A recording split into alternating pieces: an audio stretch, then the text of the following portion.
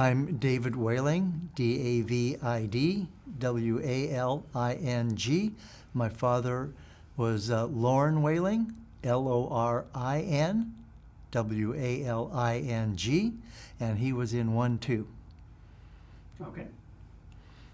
All right. My dad was homesteading in northern Alberta, Grand Prairie, and his parents had moved there from Michigan during the Depression, and then, of course, the war broke out, and he was anxious to get into the fight. So he went to the local recruiting office, tried to sign up. The doctor, of course, recognized him, knew he was only 16, said, "Lorin, get out of here." And so he went to another town and enlisted. And by the time he was in the Army, I think he was 17.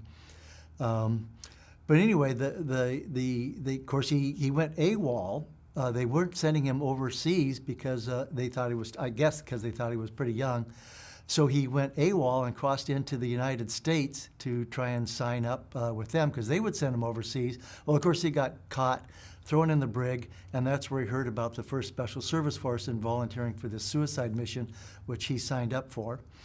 Of course, they trained in Helena, Montana, and he met my mother there, Steffi Whaling, Steffi Broderick at the time, and she had a really close friend, Dorothy Glass. I don't remember what her maiden name was, but my dad and Joe Glass were really good friends, and they dated these 2 girls who were also really good friends. And they used to sneak out on the base, and they would party at night with the girls, and then in the morning they would had an arrangement with the milk truck delivery guy, and he would load them into the back of the milk truck and sneak them back onto the base so they would be there for the morning call. So anyway, they just all grew up together, the 4 of them, and when they got married, Dorothy and Joe got married first. My dad and my mother were best man and the bridesmaid, whatever. And then when my dad and my mother got married, he told us about their honeymoon, and they rented a cabin with like 2 beds in it, and Dorothy and Joe were in one half of the room, and my mom and dad were in the other half of the room with a blanket between the 2 beds, and that was their honeymoon, which was kind of unusual, but you had to be good friends to do that. Anyway, to sort of continue that story, after the war, my dad moved back to Canada, was living in Edmonton, and my mother moved up to be with him there. She got homesick and wanted to move back to the United States. And they got to the border, and they said to my dad, "Well, you can't just come live in the U.S. You're a Canadian citizen. You need proper paperwork." Well, they got an attorney, and it turned out that because his parents were both U.S. citizens, that he could claim U.S. citizenship that way, except they said that he joined the Canadian Army, swore allegiance to the Queen and the Crown, and so that negated that option of taking citizenship through his parents. However, he did the oath when he was underage, so it didn't count, and they got to move into Helena, Montana, and they lived there the rest of their lives. My name is Stephen John Woolman, and Steven. Why are you whispering? Woolman.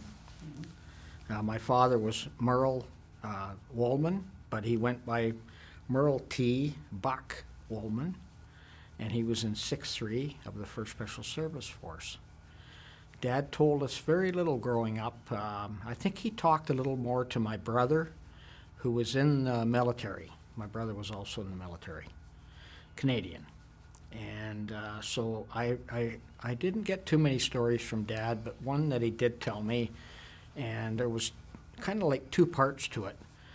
1947, after the war, Dad came home, and luckily, and in 47, there was the very first reunion, and it was in Helena, Montana. So Dad tells me that him and another fellow from Huntsville, who was also in the force, and his name was Harry Wilkes, Harry and him hitchhiked to Helena. So as they made it down into the States, they found that they weren't getting rides, and they were somewhere probably around Michigan. and they weren't getting the ride, so they split up, and Dad went to one side of the highway on a ramp, and Harry stayed on the other side. Dad immediately got a ride. He thought, this is great. So up the highway a few miles, the trucker said, well, this is as far as I'm going, I turn off here. And Dad went, oh, okay. So he got out of the truck, and now he's stuck on the side of the highway. And he walked for a ways, and then the only thing that came along to pick him up was a state trooper. And the state trooper picked him up, and he said, what are you doing on the highway? It's against the law to hitchhike on the highway. And he says, well, I couldn't help it. The trucker dropped me off here, and I walked for a ways, but I'm not getting a ride. Well, where are you headed? He says, well, I'm headed to Helena, Montana. And why are you doing that? And he said, well, I was in the 1st Special Service Force, and there's the very first reunion out there. So he said, well, get in the car. So he got in the car, and Dad was a bit worried, and they drove. The officer took off, and he said, I know that ahead of us here, about 30 miles or so, there's a bus, and it's heading west. So he caught up to the bus, and he stopped it, and he got on the bus, he talked to the driver, and then he went back to the car and told my father to get on the bus and sit beside the bus driver. And my Dad he says, well, I really can't pay. I don't have a whole lot of money with me. And he says, that's okay. You just sit beside me, and I'll take care of the rest. So as it ended up, he drove my dad right into Helena, Montana, to the hotel where the reunion was. And as Dad got off the bus, Harry Wilkes was standing there. He'd been there a day and a half ahead of time, and he welcomed my father to the very first reunion. So, and I heard the rest of that story from Harry Wilkes, not from my dad. Dad never told me that he even made it. He just said he was on his way. And it was Harry Wilkes that told me approximately 4 years ago. So that's about the only real story that I know that Dad told us. He was very, very private about the war, as many of the men were. I know that my dad suffered with some things, but I'm one of the lucky ones. Our dad was a very, very good father. And thank you, Les, for letting me tell that. Beautiful, Steve. Hi there, I'm Jeff Wilson, that's spelled the British way, Geoff. And I've been an associate member for many years. What's somewhat unique is the associate members were originally only the offspring of the actual veterans or their spouses. But I was involved through John Izett, who was one of the vets of the 1st Special Service Force, and he was my boss with the Edmonton Police Service, and he ran our motorcycle unit. And in 1969, the reunion of that year was in Edmonton, Alberta. And at that time, there were hundreds and hundreds of the original vets that were still involved in the association. What was important about that particular year, that was when the movie The Devil's Brigade was released to the theaters. And I have a photograph and a newspaper clipping, thanks to Cindy Hofeld, who recently provided me with a newspaper clipping, but it relates to the picture, and it was done on the same day as the picture. Anyway, it's wonderful pictures of the old forcemen standing in front of the Rialto Theatre in Edmonton, and just yucking it up that they just watched the movie of, exaggerated though it be, it was the movie of their lives. Well, because of the number of them and a whole lot more patriotism among the public in 1969, our motorcycle squad was kept very, very busy for the endurance and for the time that the reunion was going, and our pipe band was at just about every function. So between those two things and John Izett's exaggeration of our abilities, the forcemen kind of appreciated what we did, and somebody came up with a bright idea to reward us with these associate memberships. And I have not been a faithful member every year, but I certainly enjoy my time with the group. It's interesting that a number of us have suggested, well, when the last vet is no longer here, cannot travel any further, and we're all alone, we'll maybe let it die. However, every one of us has developed close friendships with other associate members, and I feel that even if that regrettable day comes when every veteran is deceased, that the association will still survive based solely on the work of the various associate members. But one of the most interesting things that John Isaac himself did, and I know this to be a fact because he told us about it, and I later read it in a book published by somebody else. His name will come to me, I promise you, about his service in the Canadian Navy, the Royal Canadian Navy. And the essence of the story is that in the Anzio campaign, the 1st Special Service Force had been fighting hard, and they were in the hedgerows and the foxholes, and they were dirty and grubby, hadn't had a decent shower in over a month, eating rations out of a can. And they kept noticing in the bay a number of warships. And I'm sure enough people will comment on this series that you'll know that there were no limits to what the forcemen were prepared to do. They were very outgoing. They were very tough. They knew no limits. That's part of what was appreciated about them. And John Isaac, my hero, got the idea that they should swim out. The forceman and his buddies should swim out in the bay in the middle of a war to one of these armed ships, and they did so. They climbed up the anchor chain. Naturally, when they got to the top of the anchor chain, the alarm had been sounded. There were numerous armed sailors there challenging them and not throwing out the welcome mat. But even though the forcemen had no idea what the password would be, everybody knew enough things that they could relate to, whether it was baseball heroes or, the street where somebody else lived.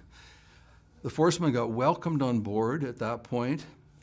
They all got showered and cleaned up. Their clothing all got laundered, and the sailors laid out a magnificent feast for them. And at the end of the evening, they jumped back in the water and swam to shore. But here's an even more interesting aspect of this story. I've told you that John Isaac was my sergeant in the Edmonton Police Service.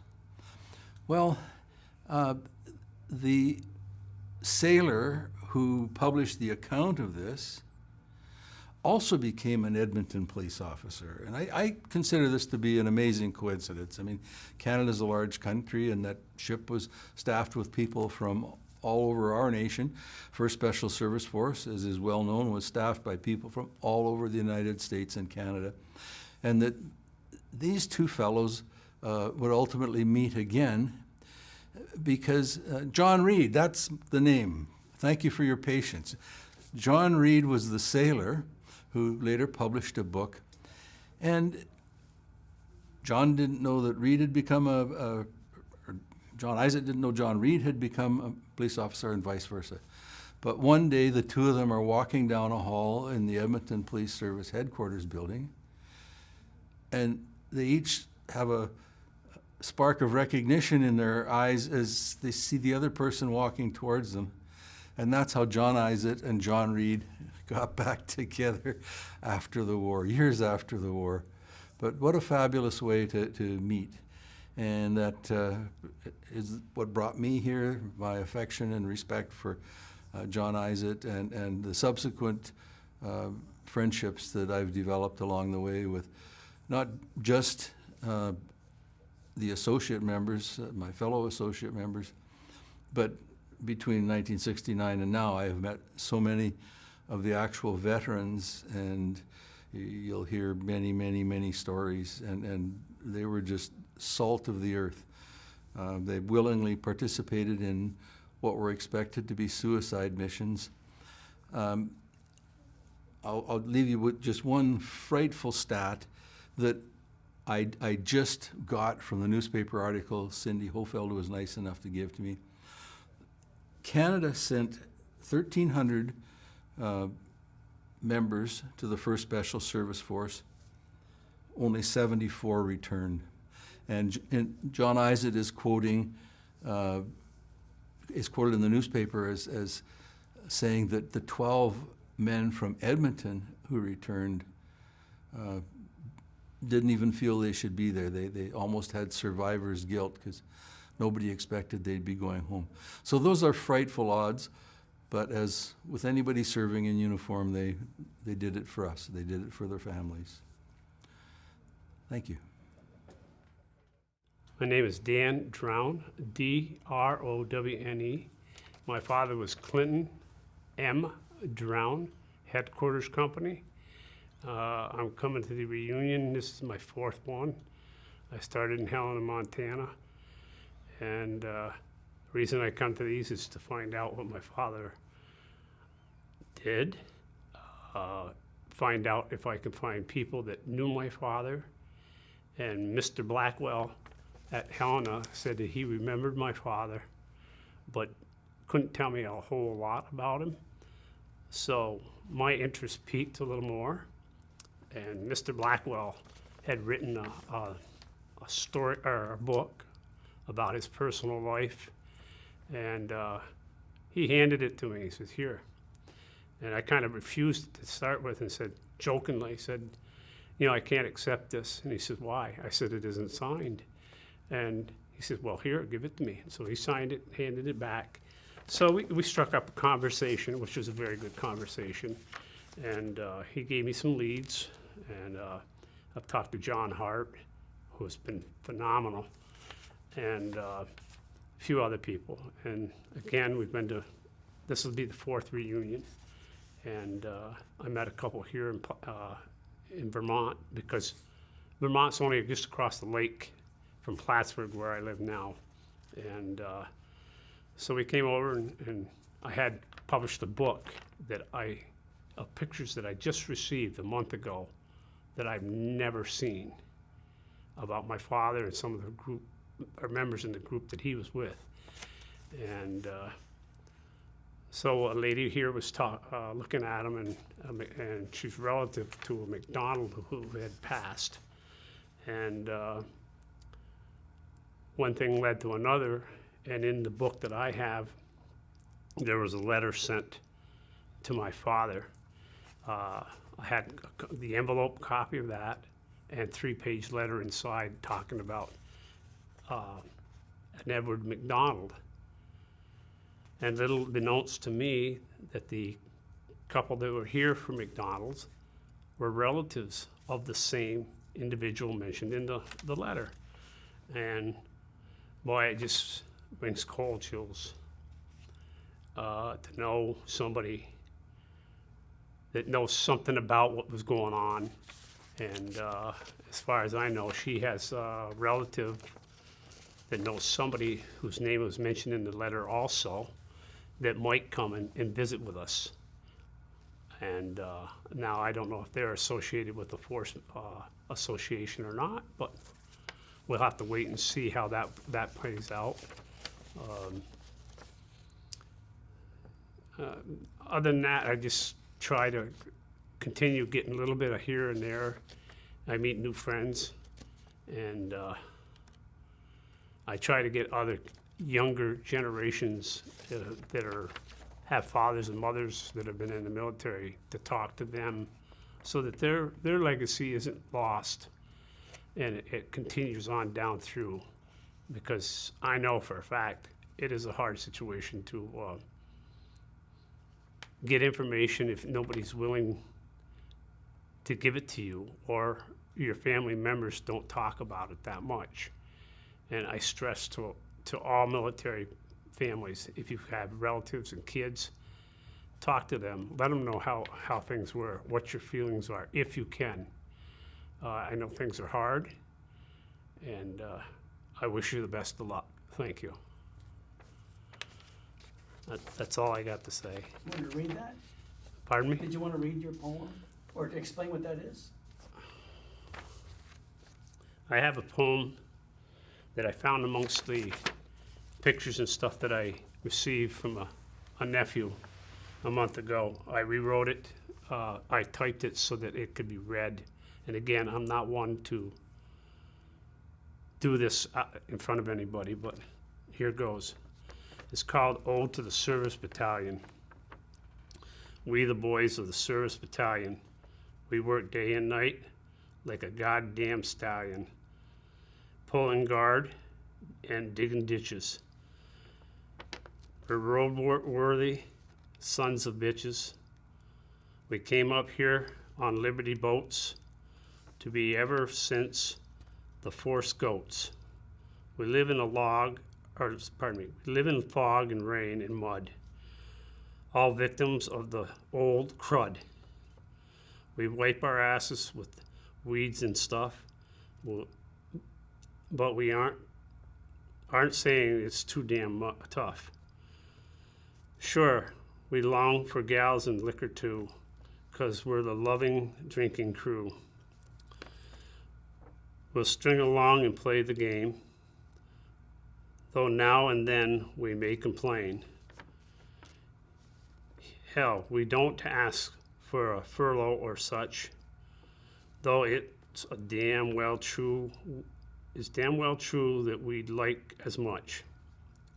Just take us back to the good old states and open wide them MF gates. Just one more drink of old granddad.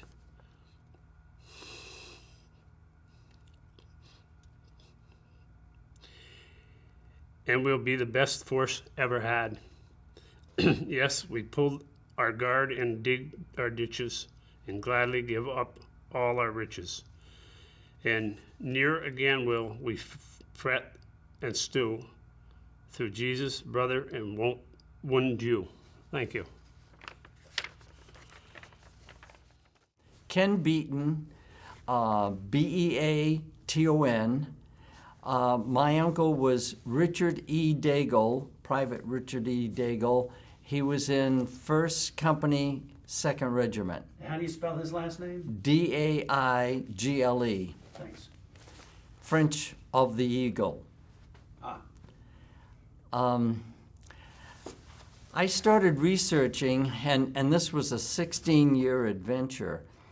My mother's youngest sister told me one story. She said Richard had a girlfriend who was a student nurse when he was at Fort Ethan Allen, which was twice. I suspect that it was the first one. When I got my uncle's graves registration report, there were 12 items that were listed by the graves registration person. One of them was a pocket knife engraved R.M. Bourgeois, S period, N period. Now, if it said RN, you'd know, hey, she's a registered nurse. At the time, she was a student nurse at the Fanny Allen Hospital School of Nursing in Burlington.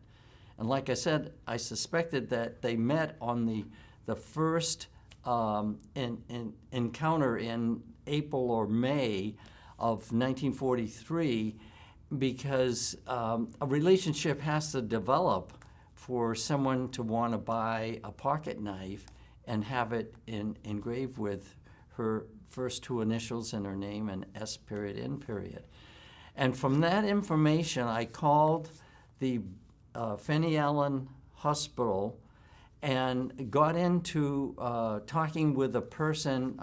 They connected me to a person in archives, and she said, oh yes, Rachel Marguerite. Her parents live in Bennington.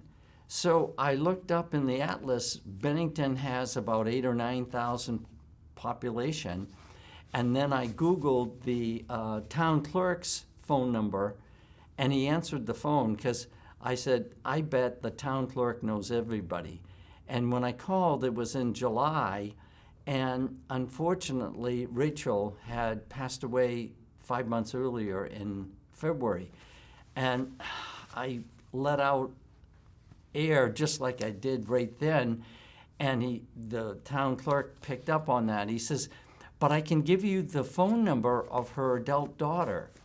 And so I called it, and I wanted to be as brief as possible, introducing myself, that here's someone she never even heard of.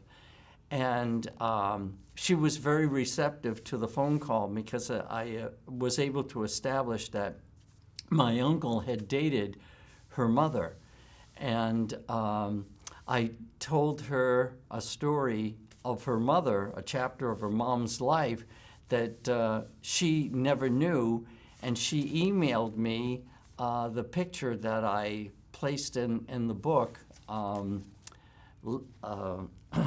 a toddler's picture in his uncle's helmet, because that was one of the items that was found by the Graves registration person. And I didn't know my mother had it. All of those items got sent back to the family, and I got told Uncle Richard carried a picture of you in his helmet when he was killed in action on Monte La Defensa on December 3rd, 1943.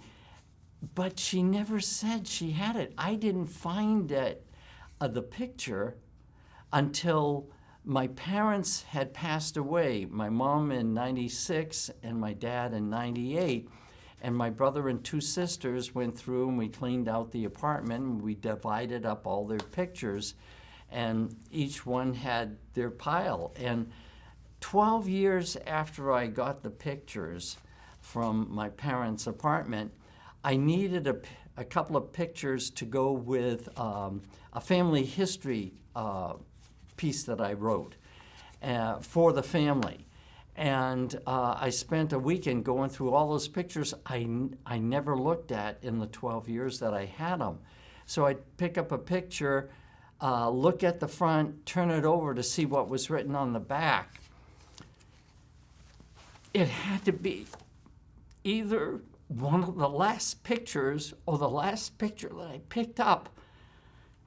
I had to take a moment because there was my mom's writing on the back, and I knew I had the picture. So what I did was I have 4 pictures framed. One, I have the back of the picture found in his helmet with my mom's writing on the back. Next to it, I have a photocopy of what the picture looks like. And then I have 2 pictures, one of me standing at the granite wall in Helena, listing, well, I'm pointing to my uncle's name, and his name is with 487 other guys that were killed in action that were members of the force. And so that gave me a lot of satisfaction. Thank you.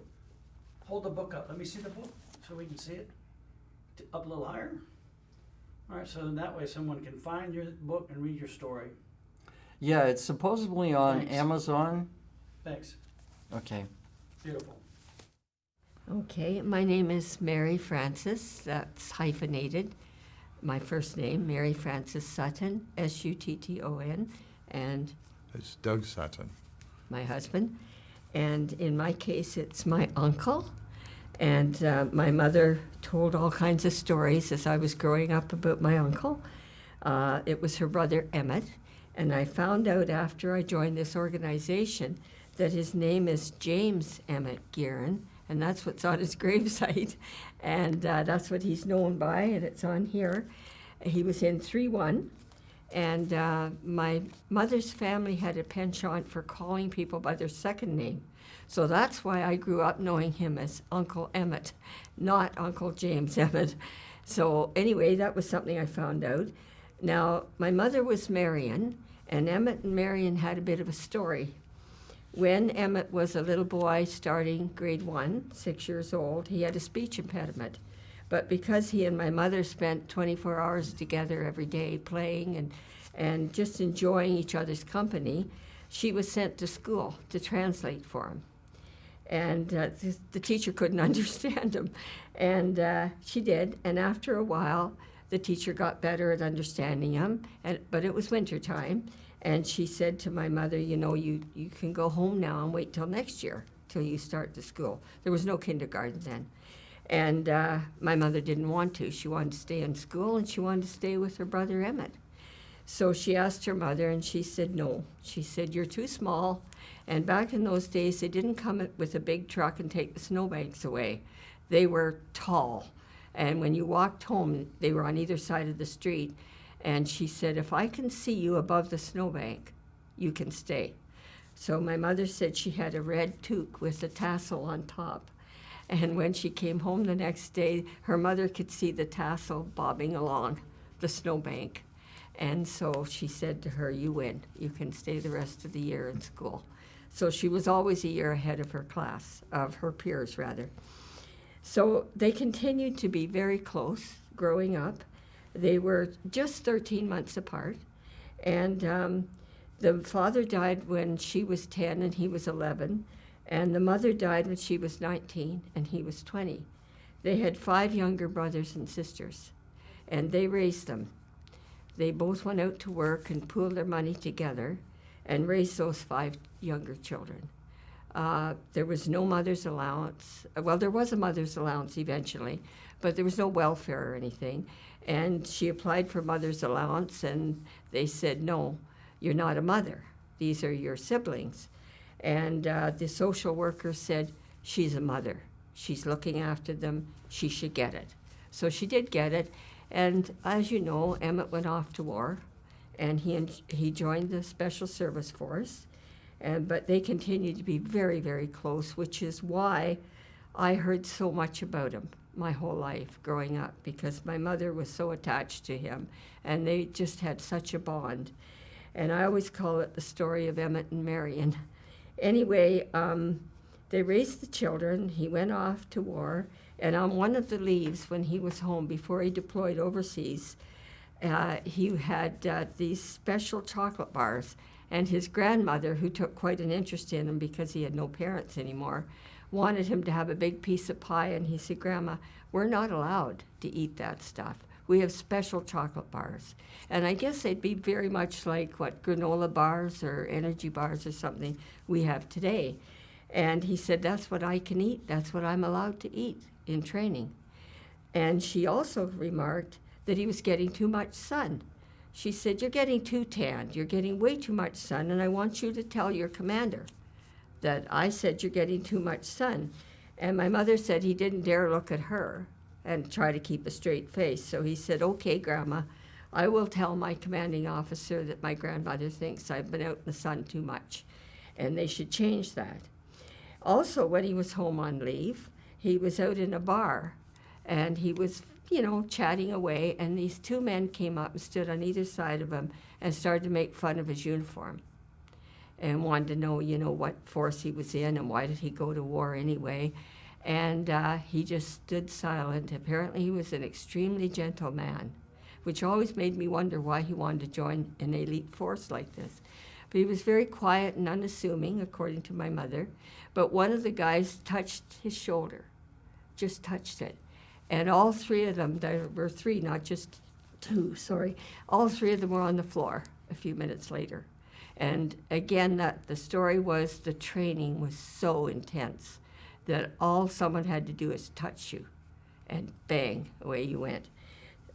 Yeah, that's right. So anyway, we were also told he was parachuting. And we had been told he died that way, but that was not the story. Things got confused, apparently, during the war. Anyway, my mother tells me about the story of how they all had to jump first time around. You didn't get a second chance if you were in this kind of training. So he said, the young lad in front of him, he said, he was smaller than I was, because my mother said, how did you have the courage to jump the first time? And he said, well, this short guy ahead of me, he said he was just a little guy, but he was kind of wiry. And he said he just jumped right out, didn't hesitate for a second. And I thought, how can I do worse than that? I gotta go. So he said, I think that inspired me. But he said there was also somebody else ahead of him who was exemplary at everything they did. And he couldn't jump. He froze. And they actually made an exception of him. This is how the story goes. And they gave him one more chance. And they went around again, and he couldn't jump. So apparently my uncle said he thought he was going to cry like a baby, you know, this guy, because he had worked so hard. So he had to go home. He had to leave the training and go home. And those are the stories I heard about when, you know, when he was in training and when he was home on leave. But then going through my mother's things, I realized she'd been sent his personal effects. She was his next of kin. The parents were gone. And there was a postcard, and I really love this story about Emmett.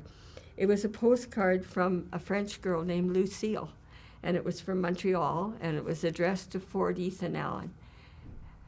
Sergeant Guerin, James Emmett Guerin, in Fort Ethan Allen in Vermont, which is why I'm here today, because I wanted to, as soon as I heard it was here, I wanted to come here. Anyway, the story said, I had a wonderful time last weekend in Montreal. I hope you enjoyed it too, and I do hope you'll come back. Love, Lucille. And of course, that story haunts me a little because I wondered, when did she find out that he didn't make it home? How did she find out? As far as I know, my family didn't know she existed, so she would not have been informed.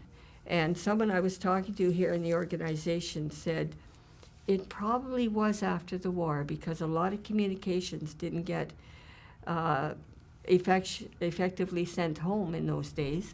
So she probably would have had to check the archives later on if she really wanted to know, did he fall in battle or what happened? And he was killed at the Battle of Artena on May 28th, 1944. And it was in the breakout from Anzio.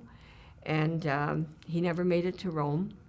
The troop went to Rome on June the 4th, as you know, and he didn't make it there. And the priest stood up in the church, according to my mother, and said he died on holy ground. He died on the road to Rome, the road to Rome. So that was very important back then, very strong Catholic family, and I guess that gave a little bit of consolation to my mother. But she had a terrible time afterwards because they were so close, and she remembers my dad. He was sent home on special leave from the Air Force to be with her, and she met him at the train station, and they sat down for a coffee, and the radio was playing I'll Be Seeing You, and she remembered how emotional that was. Thank you. Those are the main stories, I guess. I guess that's pretty well it, that she had a terrible time. And one of the stories that came through to me just in the last couple of years was that somebody in the family, a woman, disappeared for 3 days. And I think it was my mother. Thank you. That's it. My name is Jennifer McGee, M-A-G-E-E, and I'm the daughter of William Sam McGee, 6'3". I was the youngest of all my siblings, the last born. I was born 4 years after my dad and mom retired from the military. I knew my father was in the military. I knew of the 1st Special Service Force. And I knew that Dad went to reunions every year and Remembrance Day every year, but I knew very little about his military past. I thought Dad was the way he was because he was 45 when I was born, so he was an older generation. Our McGee family has some very strong personality traits. I thought that was a lot of it. I really didn't realize that much of the personality and the way I was raised was attributed to his experiences in the war and as a 1st Special Service Force member. I remember being little and buying my poppy, as I always did every year. In Ontario, our veterans back then would be the ones who'd sold the poppies in November. And this gentleman that I bought my poppy from had a rack of medals, and there were 8. And I looked at them and I said to him, my dad has those medals, but he has 10. And he said, no, you must be mistaken, little girl. If your father was in World War II, he only has 8. I said, no, my dad has 10. I was very determined. I bought my poppy and I went home quite angry and told my dad this story. And that's when my dad said, oh, Jennifer, not everybody has these 2. That's all he said. I found out later it was the Silver Star and the Bronze Star. Still didn't know anything about them. My dad had told me when I was growing up to always keep records of your life. Journal, binders, just records of the things you'd done, the people you'd met, and your experiences. And so he did this, and there were binders and files everywhere. To this day, I have a garage full of all his records. One day as a teenager, I was flipping through one of these binders, and I found my answer. In there was the original citation for one of those medals. And I read it, and I knew something completely different about my father. In this citation, it talked about Private McGee and how he had crawled out into the middle of the battlefield. And it said, while machine gun fire kicked up dirt all around him, he administered first aid to not one but 2 gentlemen. And then he crawled back with them on his back one at a time. My dad was 5'8", and one of those men was 6'2", and those details were documented in this citation. That completely changed my perspective of my dad. It gave me a whole new understanding of who he was and why he was the man he was, and how the war had completely changed him. I benefited from knowing the softer side of my dad, being the youngest of the children, and perhaps knowing him differently than all of my other siblings. So I had the best of both worlds. And later, as he got older, he started to share his military experience with me to a limited degree. He started to bring me to reunions, knowing that in a few years, I would attend in his absence. My first reunion was 2012. His last reunion was 2013. And I started attending on my own in 2015, as he passed in 2014. His memory and his experience have impacted me and the rest of my family and so many other people. And I'll always remember finding that citation and learning just that little bit about the man that he was. Okay, you want to be first? No, go ahead. Okay. Monica, M-O-N-I-C-A, Stonehouse, compound word, S-T-O-N-E-H-O-U-S-E. My husband, Delbert, was in 5'2", and I didn't know when we first got married that he was in the force. Oh, wait a minute, I'm gonna go ahead and give me your name on, so we have it on here I'm as well. sorry. I'm Christine Jeffers. I'm Monica's daughter, and Del was my stepdad. It's C-H-R-I-S-T-I-N-E, Jeffers, J-E-F-F-E-R-S. Beautiful. And now, please continue. Okay. What was I saying? That you were married for so Oh, long. I was married for 40 years, yes, and didn't know about it. We got something in the mail, and I said, gee, we better go. He says, no, don't want to go. Well, we moved to Washington State, and Flathead Lake is in Washington State, I believe, if I recall right, and we went to that one. They had little booths, like car doors, on the restaurants. It was fun. He had to let the dog out. This was terrible because I heard about it for a month. I was busy. I was the one that had the fun, and he had to let the dog out. Anyway, while we were there, I met Colonel Moore going down Flathead Lake. It was a long lake. We stood and talked, and he is a wonderful man. He gave them a good barking, I'm sure. But I liked him very, very much. Later on, I had been in high school, of course, and while I was in high school, I was in Vienna, Austria. And while I was there, my mother and stepfather went to a meeting at a government building. She came home and she says, "Oh, you've got to know what I saw. I saw the most handsome general I have ever seen in my life. He was on the elevator with us." And that gentleman was Colonel Fredericks, except he was a general then. And it just goes to show you that it's a pretty small world, because I married Dell in 77, and she was there in 52, 51 or 52, when I was in high school, 50, probably 50. Anyway, she met the colonel and or the general, and I married the guy. I guess that's all I really have to say. I can't. Dell never talked about it very much, so I honestly don't have any stories except what I've experienced. Well, I'd like to say that we went together, the four of us, a friend of mine and Mom and Dell. We went to Italy. On the first Italy tour for us was in 2010, and it was eye-opening to see all the areas that they fought in and all the things that they did, and it did spark some memories for him. Some of them were sad, and some of them were very happy. But it was fun listening to them talk and all the guys getting together and having such a good time. And we were very fortunate to get to go, all of us together. And they were young enough to still climb that mountain and keep going. So we were very Dell grateful to rode get in to a go. Jeep. Yeah, Mama climbed the hill.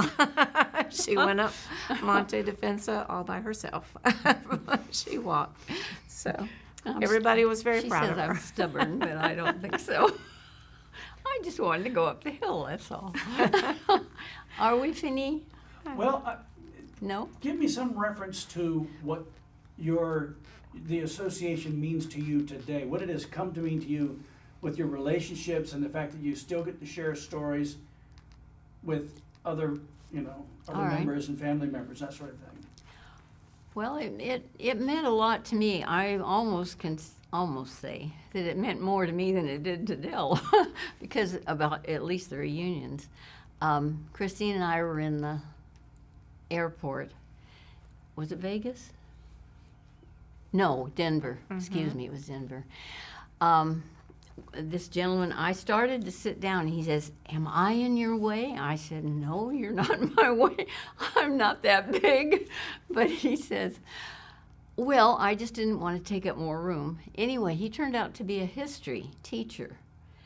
He teaches kids. So here was my experience, my fun. I gave him the rundown as I could on the force.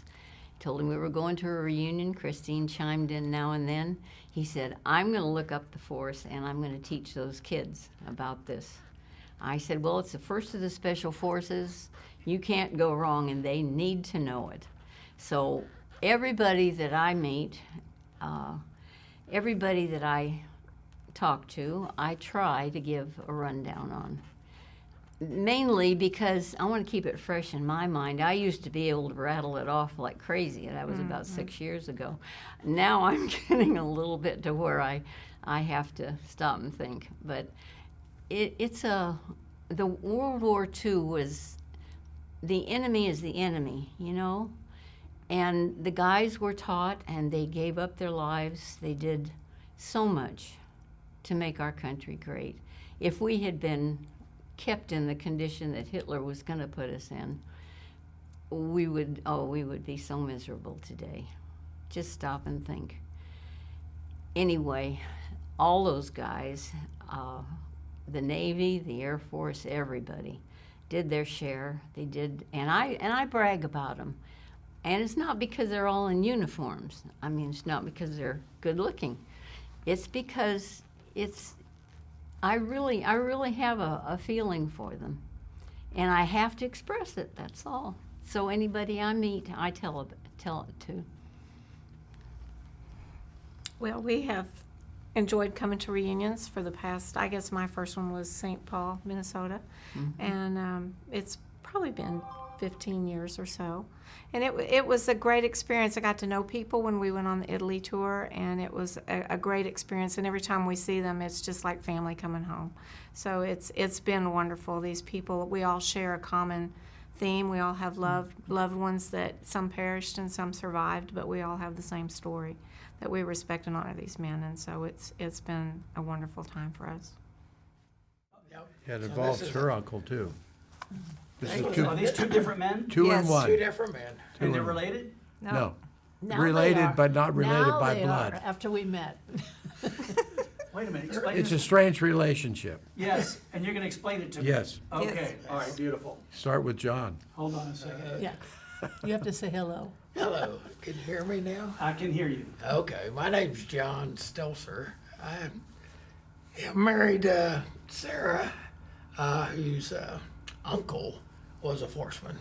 Okay, and how do you spell your last name? Stelzer. Okay, and Sarah? Okay. Sarah Stelzer, and my uncle was Edward McDonald, 4-2. He was from Como, Texas. And then, go ahead. Beef? Jerry Remillard.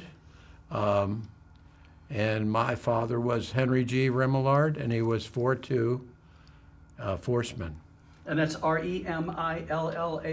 Yes. Got it. I'm Susan Remillard, wife of Jerry.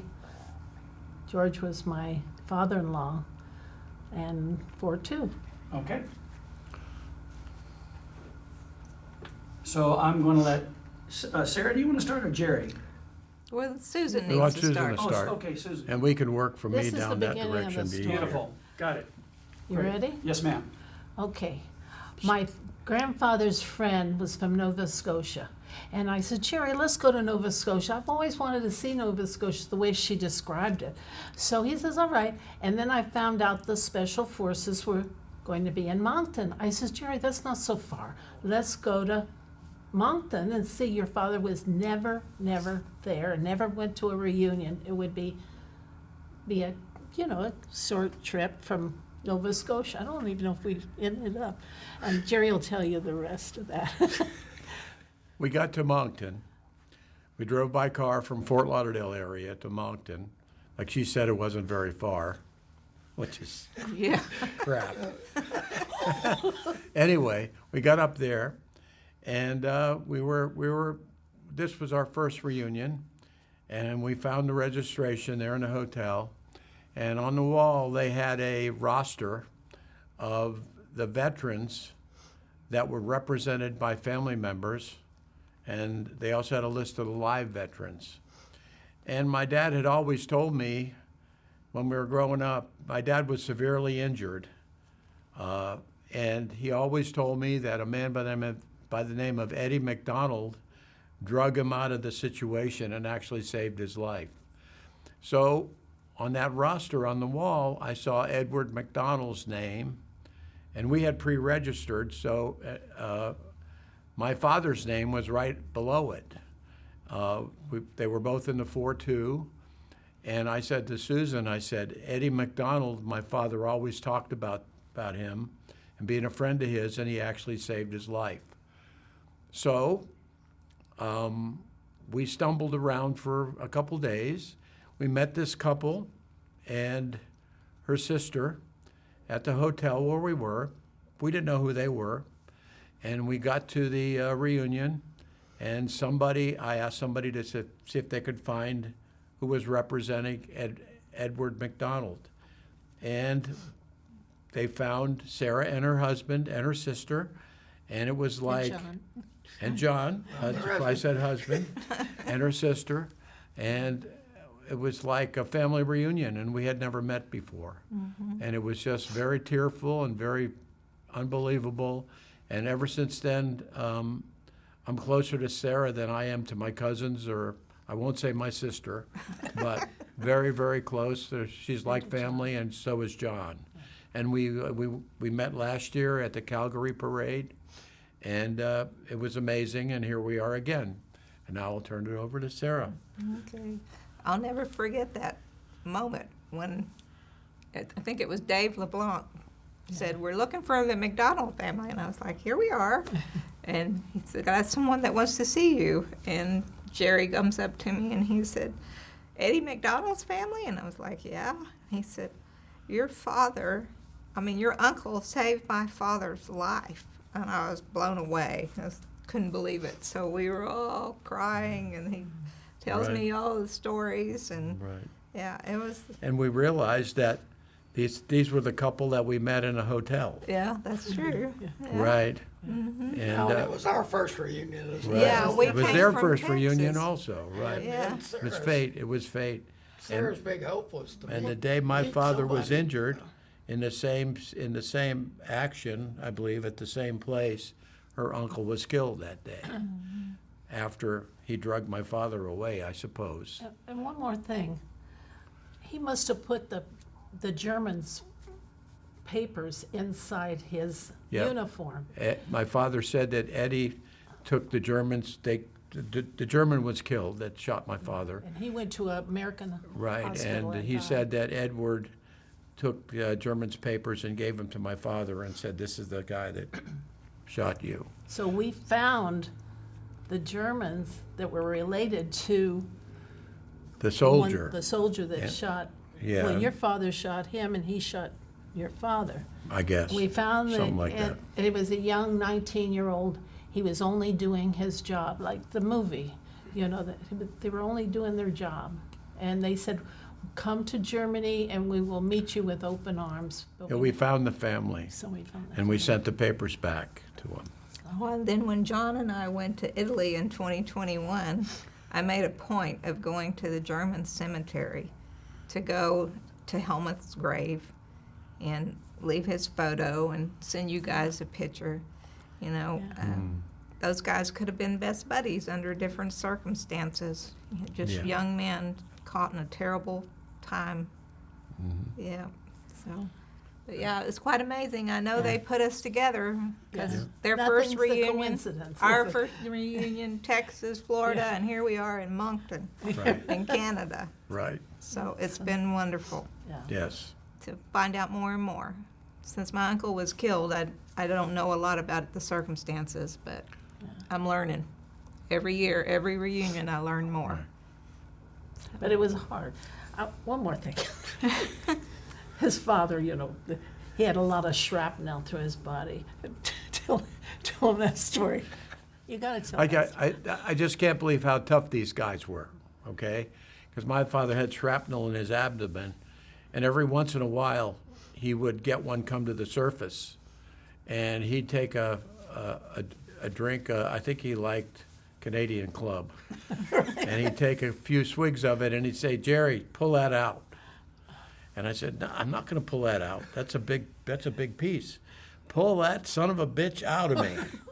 And so I have to pull shrapnel out of his belly. And like I said, I can't believe what supermen these guys really were. They really were not just regular soldiers. And Amazing. I have a lot more darker stories, but I won't mention them because this is a happy time. Yeah, Yeah. it is. Anyway, that should be about it for me. My name is Tricia Hofeld, Triciahofeld. My grandpa was Harold Theodore Johnson, went by Ted, from the 4-2 1st Special Service Force. Hi, my name is Cindy Johnson Hofeld. My dad was Ted Johnson, her grandfather, and he was from the 4-2. Okay. Moment here.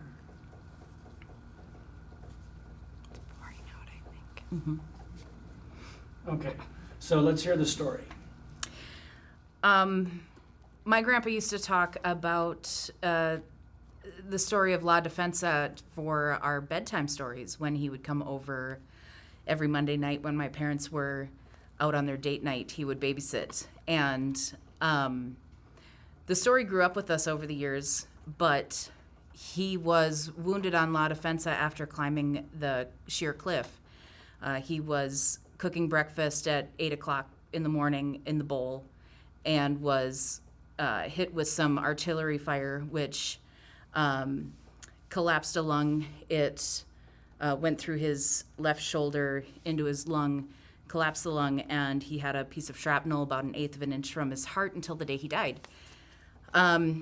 With that, he decided that, in his words, he had 2 good legs and some of those other boys didn't. So he was going to walk down the mountain. And then as a side note, he would always say he also didn't trust being carried by the litter bearers down the goat trails with a 1,000-foot drop, because he figured he'd die that way versus walking down the mountain. So the story grew up with us over the years. He used to tell us about how he was sent to different medic tents and would get a shot of whiskey here and you're in the wrong place, go over here.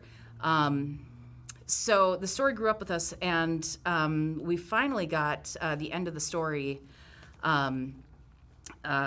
when we went to our first reunion in 1998, and we finally met Bill Story. You can talk about him going down the hill. Yes. Going down the hill, apparently he was in a foxhole, and there was a large forceman who had found him, and they were in a foxhole getting shelled, and he couldn't breathe with the collapsed lungs, so he kept popping his head up to breathe, and this guy kept pushing him back down over and over and over again, and he was getting so mad at this guy who was saving his life, but he kept getting pushed back down so that his head was not in sniper area. But somehow he made it down the mountain, and so we finally found the end of the story when we went to our first reunion in 1998, and we met Bill Story, who is also 4'2", and happened to be my grandpa's best friend. We went to dinner with him and his wife, Diane, and as a 15-year-old hearing this story, he told us how he found my grandpa at midnight just walking into trees at the base of the mountain. And he said, I've never seen anybody so gray-green in my life, and he was bleeding out next to a tree. And Bill finally got him to a medic tent, and he said, if I hadn't have been outside my tent, I never would have seen him until morning. So finally, he got the help that he needed. He was evacuated out to a hospital in North Africa. In his words, cheated his way through the strength training to get back into the force, because he was about ready to miss the deadline of rejoining up, and he was able to move back to join the unit back in Anzio. And I just want to add that that's just a testament to who my dad was. He was always going to let somebody else go first. He helped everybody he could, and it just shows what kind of guy he was. I'm David Rocky. Last name is Rachui. And my father was Bill Rocky, and he was a member of 6'3". And in 1943, August of 43, in the Kishka invasion, 6'3" was designated as the assault unit on the northern part of, or northern tip of Kishka Island. So they had to raft in amphibious assault onto the beach. And then once they reached the beachhead, he was tasked with taking his raft and his men in that raft, which was probably, there are 2 sizes of rafts, a small raft with 7 men or a large raft with 10 men. And it was probably a small raft, and the small raft weighed about 210 pounds. So it was a large raft that weighed about 320 pounds. So their reconnaissance was to go inland. There was an inland lake. Now, I don't know how far inland it was. If you look at a map of the northern island of Kishka, you can pick it up because it's a pretty big lake. But they were supposed to get to the lake and patrol it and reconnaissance it and search out Japanese. And before they got to the lake, he had 2 Marines helping him carry the raft. Both those Marines dropped out from exhaustion. And so the remaining forcemen made it over the last ridge, and just below them was the lake. And my father said, thank God that was the last ridge, because he was exhausted and he couldn't have gone any further than that. But 2 points I wanted to make from this story. One is that how well the forcemen were trained and conditioned, because 2 Marines dropped out, and Marines have a pretty tough training program on their own. And the second one was when they paddled in the assault, my dad says it was a clear, full moon night. And he says, thank God the Japanese weren't on an island, because if they'd been on an island, they'd have probably wiped everybody out paddling those rafts into the shorehead for that invasion. I have a second story. It takes place in Rome, which would have been in June, first week in June of 1944. He was a squad leader, and his squad was assigned to take one of the bridges over the Tiber River, 7 bridges over the Tiber River, and command wanted special forces, not special forces, but the forcemen, to get to these bridges, and if they were afraid they were going to be, I lost my train of thought now. Well, they didn't want the Germans to blow them up. Yeah, they didn't want the Germans to blow them up. That's what I look. So they had to, try to prevent that. But before they got to the bridge that he was responsible for, he encountered some Germans. Now, the Germans at the same time were pulling out of Rome, but they hadn't all pulled out. And this was nighttime, probably late at night. And my father was bilingual. He could speak German. And he had the gall to, with him and a couple of other troops, approach the German officer who was down there and started speaking to him in German, trying to convince him, kind of BS his way through this, that there were thousands of Americans following in behind him and he should give up because they would be captured if they didn't. Well, I don't think the German officer believed him, and my father said he made him move for his sidearm, and when he made him move for his sidearm, he told his squad members, open fire, guys, and they opened fire on the Germans that they'd been talking to. Then at the same time, the rest of the Germans were sleeping in this park, and they all woke up and they yelled at my father in German, says, don't shoot, we're German. And then they all ran off.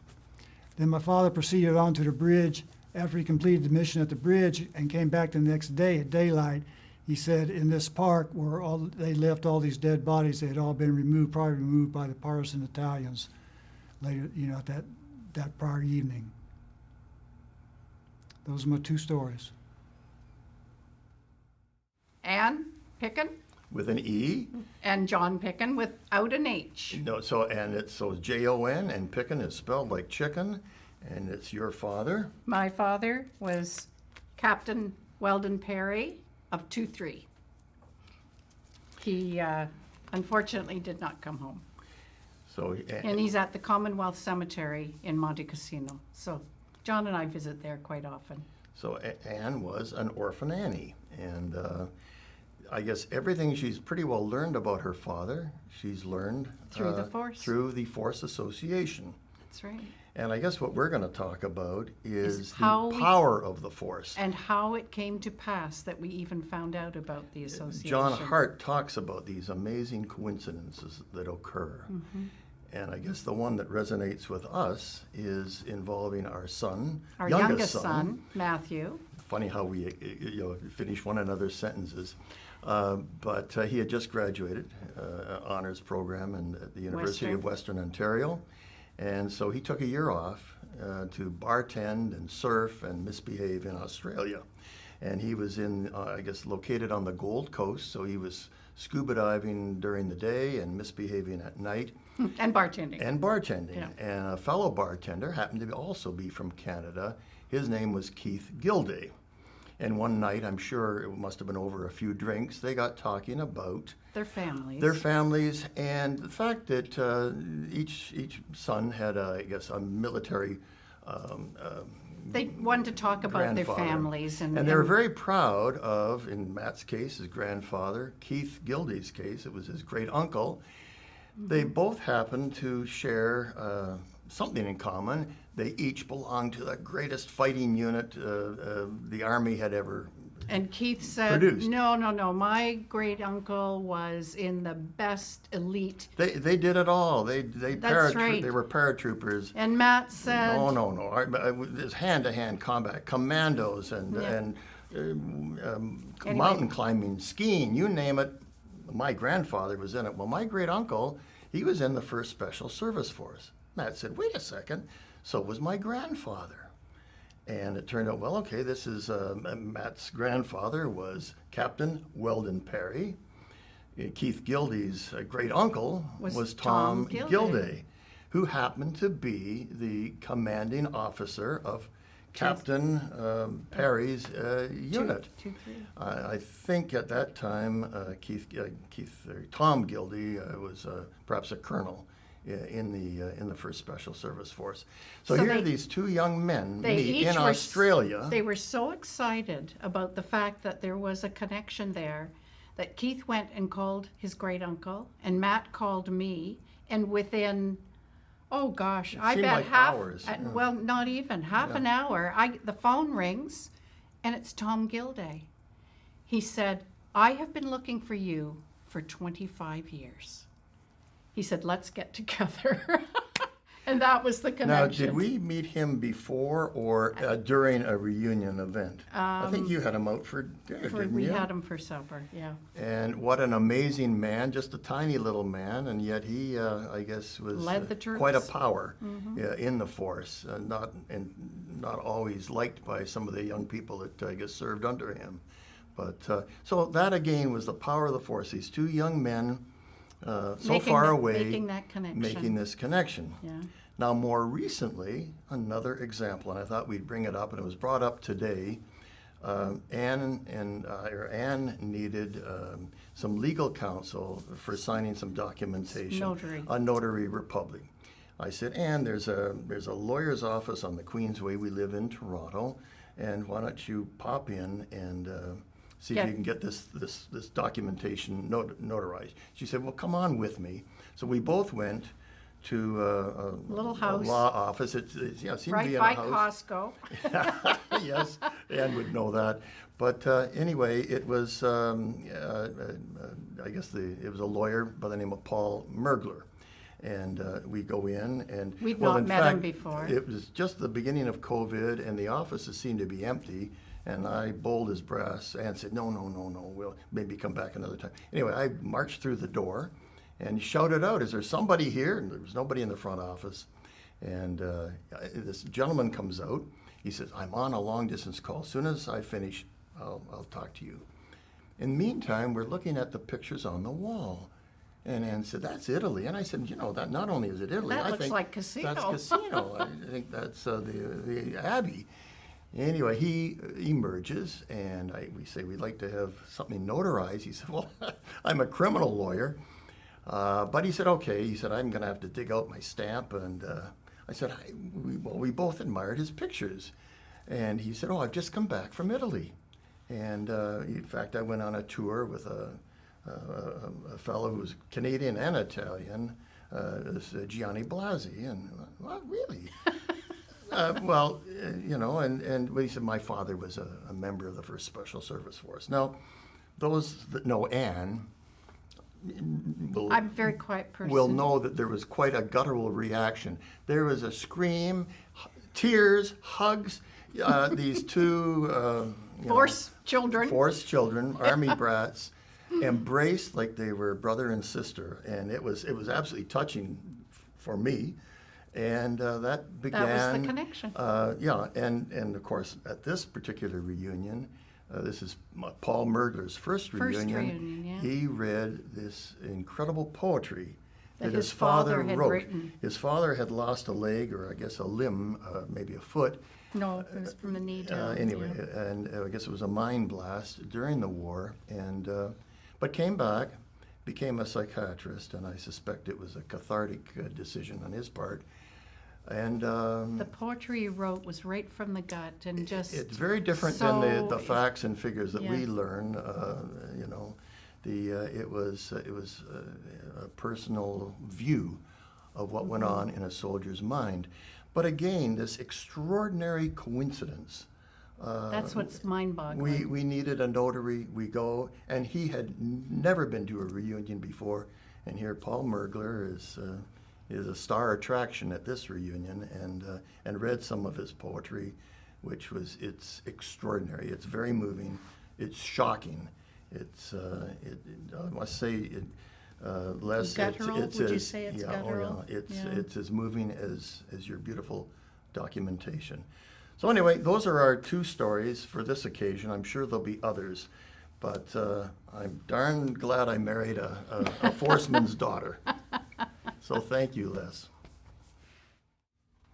Okay, my name is Kathy Rocky. That is spelled Rachui. I'm the daughter of William T. Rocky, Bill Rocky, Company Regiment 6-3. So my story it's just a little short, sweet little story about Dad. I grew up at a young age going to reunions, and then for years I didn't go. Then in 2010, I started back taking Dad to the reunion in Montana and went religiously up until now, except I think I missed 3. So during those years, I finally started asking Dad more questions while he was still able to answer because he had Alzheimer's. He passed away in 2018, so this might have been around 2015. So I'd been to the reunions and I came back and was talking to Dad about it, and it'd probably been from a reunion in Montana because I asked Dad about his paratrooping experience there, how he felt about that on the plane jumping out. And I said, Daddy, were you scared?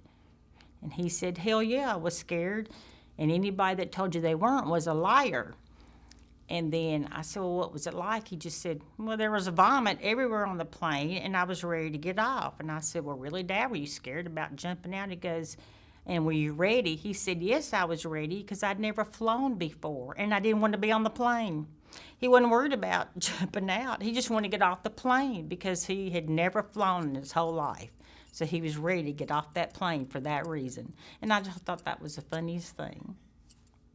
Dad made all his children a cassette tape about his time in the force years and years and years ago. So we're talking cassette.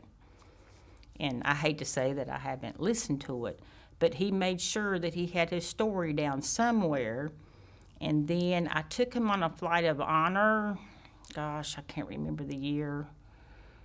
I can't remember right now because I didn't know I was going to tell that story. But after the flight of honor, one of the guys wanted to hear a story to put in the archives in Washington.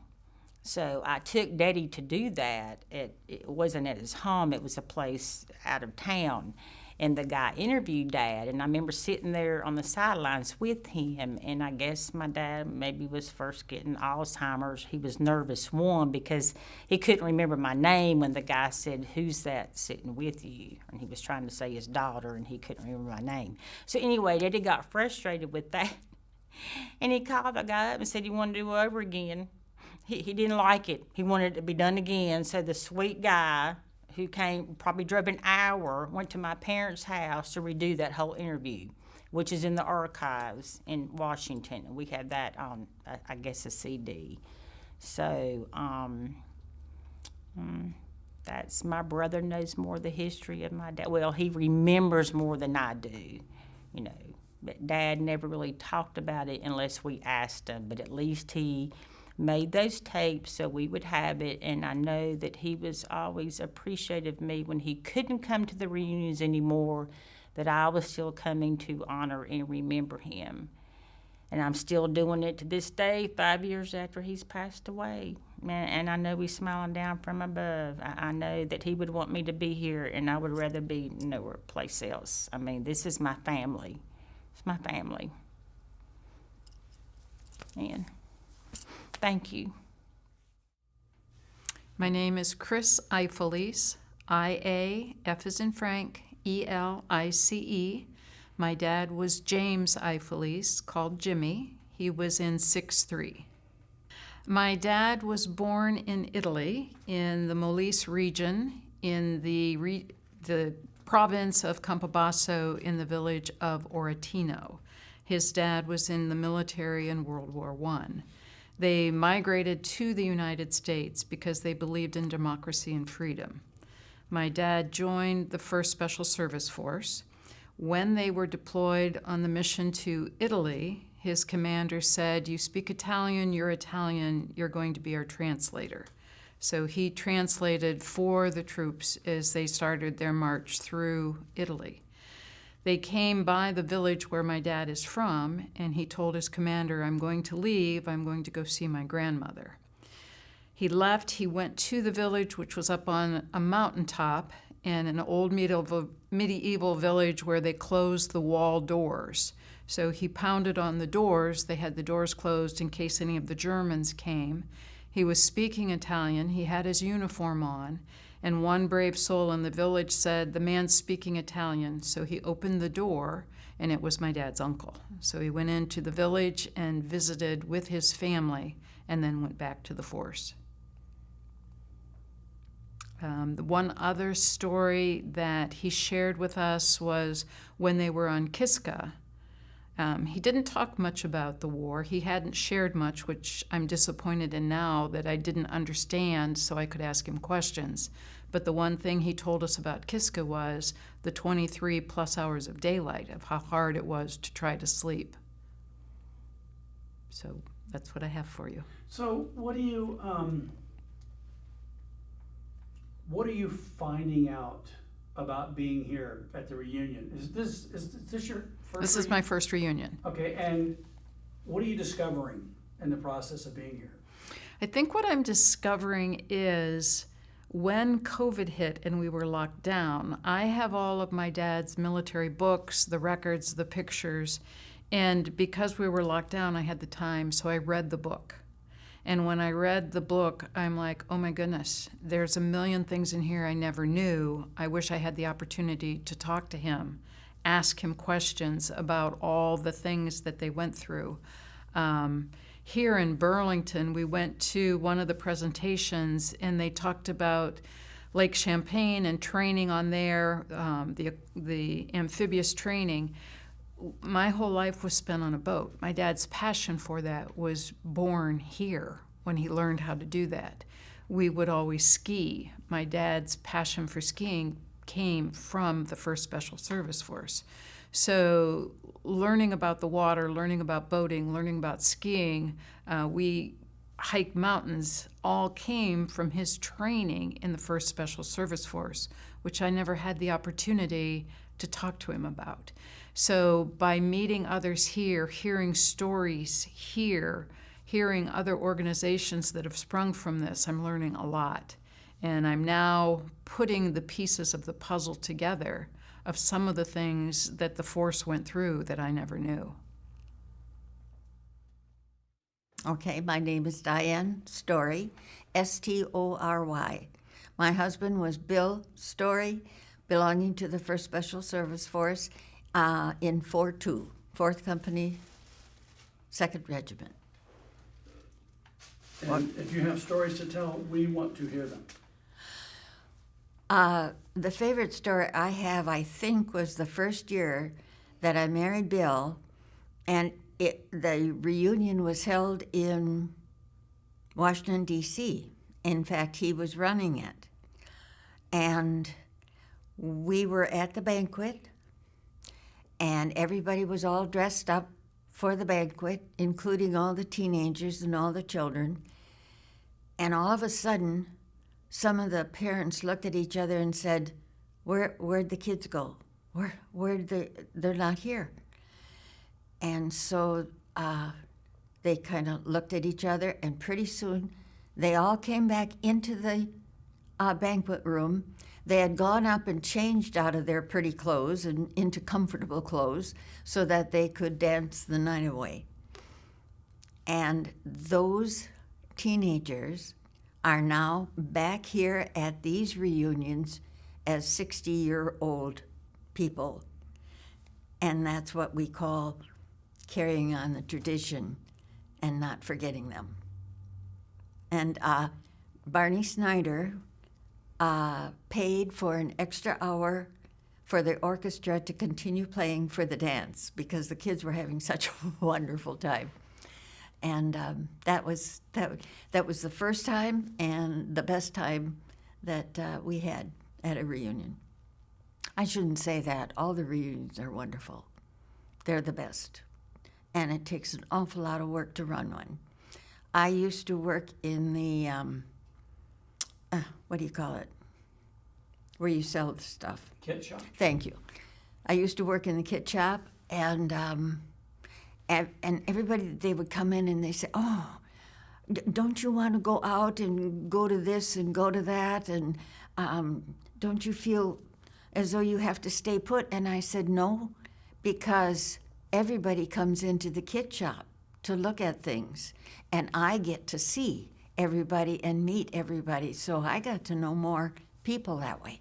So I enjoyed working the kit shop.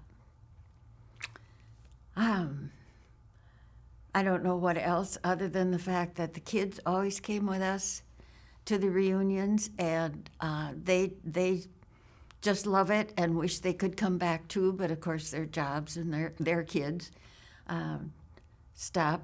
But they are bringing, their kids too. So it's just to think it's gone 75 years.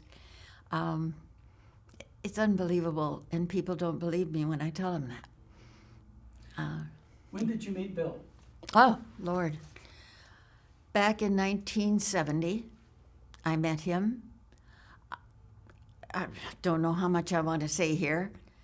I had gone to the convent, and I was a religious sister for 19 years. And then I decided to leave. And when I left, I wanted to be a secretary. So in order to be a secretary, I had to do typing and shorthand. I had to go to class for that.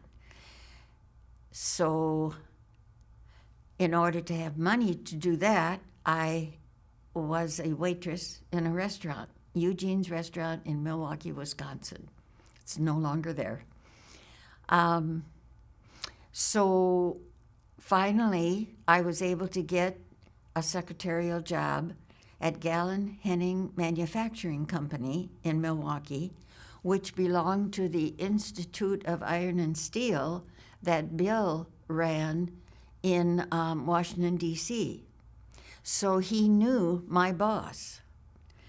And my boss must have called him because he knew that he had heard that Bill's first wife had died of cancer. And so he called Bill and must have told him about me. And one day the phone rang, and I was not too good of a secretary. He had to take the telephone first. And he said, oh, it's for you. And I said, for me? He said, yeah, it's Bill Story. I said, I don't know any Bill Story. And so he gave it to me, and Bill said to me, I have to go to Madison, Wisconsin, and give a talk on iron and steel. And he says, I'll come by way of Milwaukee if you'll go out to dinner with me. So we went out to dinner. Actually, we went to the restaurant where I used to be a waitress. And that was it. That was enough. We kept tabs after that and got married in 1971. That's how I met him. And he had 2 children. As I say, the 2 teenagers that were at that first reunion, Marianne and Kirk. And Kirk and his wife, Karen, are at this reunion right now. My name is Lucy Morrill, Morrill. My dad was Emilian Richard. He was a member of the 1st Special Service Force. And he was in 3-2 out of New Brunswick, Canada. The story that I have is one that my father related to my brother. And he was I believe it was in Italy. He was in a mountainous area. And he had been given the order, he and 2 of his comrades, to retrieve the bodies of some of the men that were left in the mountainous area. And in trying to figure out how to do it, they were walking along and came across a child, a little boy, who had a donkey. And they decided to conscript the donkey to help them with their their task. And so they did that. They went up the mountain and brought the men back down. And when they got to the final destination, they found the little boy on the side of the road crying, all upset because he didn't think he'd ever get to see his donkey again. And it really moved the men. They comforted the child, gave him back his donkey, thanked him for his service, for his help. And it just struck me that these men who had gone through these terrible things and had just completed this, pretty awful task, still had inside them, the ability to empathize with this child and do something good for him. So I think it just shows the caliber of the kind of men that served in the Special Force. So I just wanted to share that with you. Thank you. My name is Joyce Planger, P as in Peter, Langer. My father-in-law, Hank Planger, was in 3-3.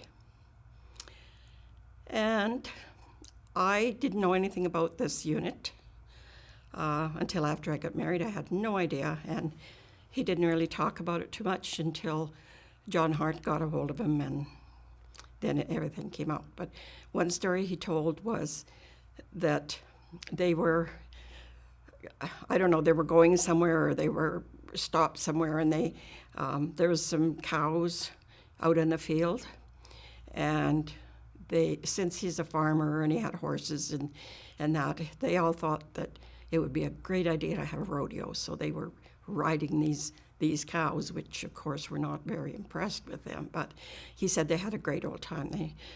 There's a whole bunch of them where they're trying to ride these cows. And that's about all I know about it. I love that. Riding cows. Yeah, well, and I'm sure there was more to the story, but I don't know what it is. So. No. Well, what do you think about? Why are you continuing to come to the reunions? What is it that you think is important about it?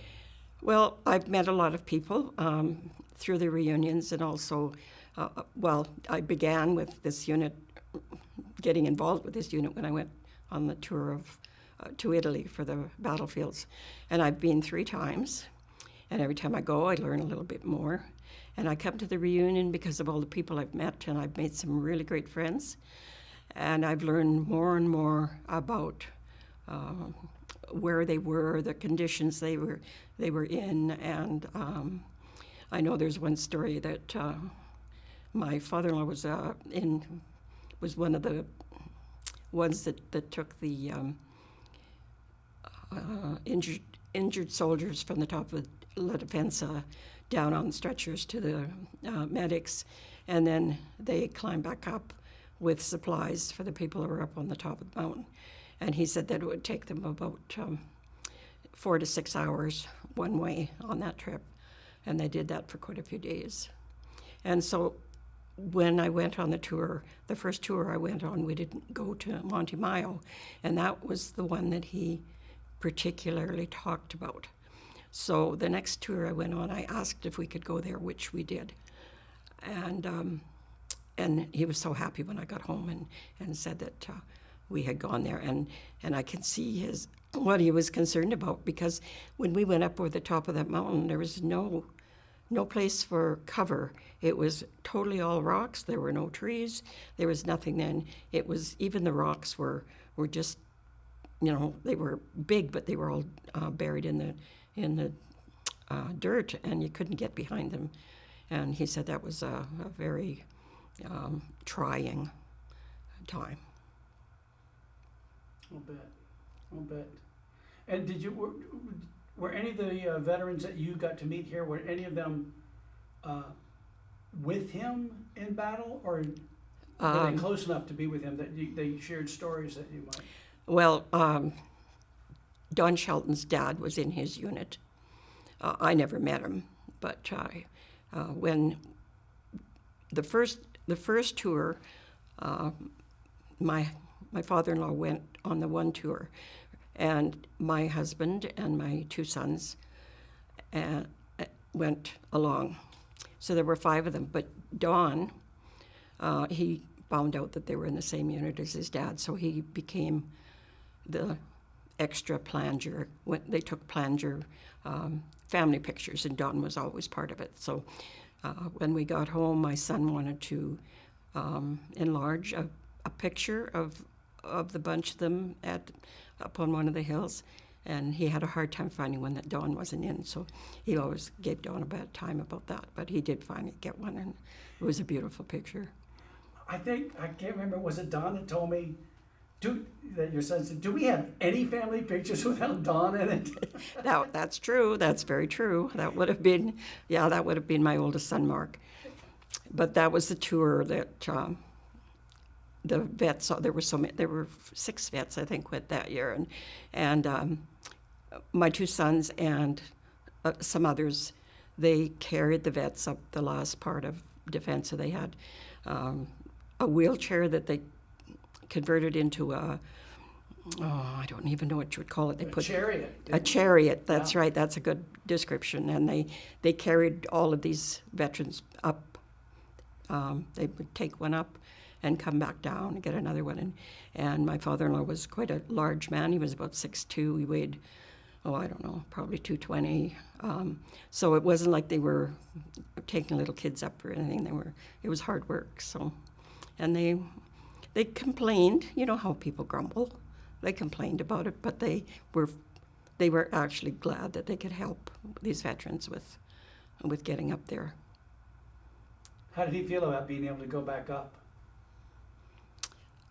He didn't really say too much.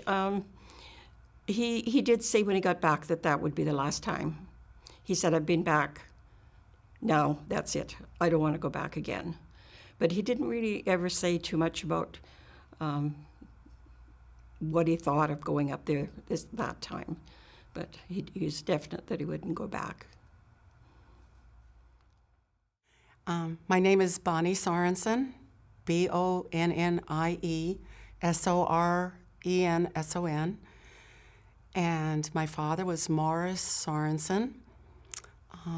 He was 3 too, and he passed in 2000. Really miss him, but he passed down many fun stories and some that weren't so good. But one story I really liked was he was taken to the military hospital, and it was really muddy, deep mud, and he watched the nurse that was caring for him and other soldiers walking around in this deep mud. And she kept eyeing my dad's paratrooper boots, so he told her, "If you'd like to wear them, you can right now. Just make sure I get them when I'm discharged from here." So I thought that was really nice of him. And again, he did get them back. He did get the boots back, yes. Amazing. Yeah. And another story, he told about fighting that was going on. I think it was like building to building. And he and his another soldier friend of his, they were laying down, I think, with their rifles shooting. And one of the Germans threw in a grenade or something that landed between them. And my dad said he turned white and his companion turned white. And they thought it was over with, but it didn't go off. It was, I don't know what they call it, do you know, a dud? A dud, yes. So he was very fortunate. My name is Gianni Blasi, Gianni, and not A. This is Gianna. This is a woman. Blasi, Blasi. I am an honorary member of the association. I have no relatives, or I had no relatives in the force. And through a bunch of strange, weird coincidences, I ran into a man called Edward Hill Thomas, who happened to be a brigade general. And one thing led to another, and I was dragged into this association.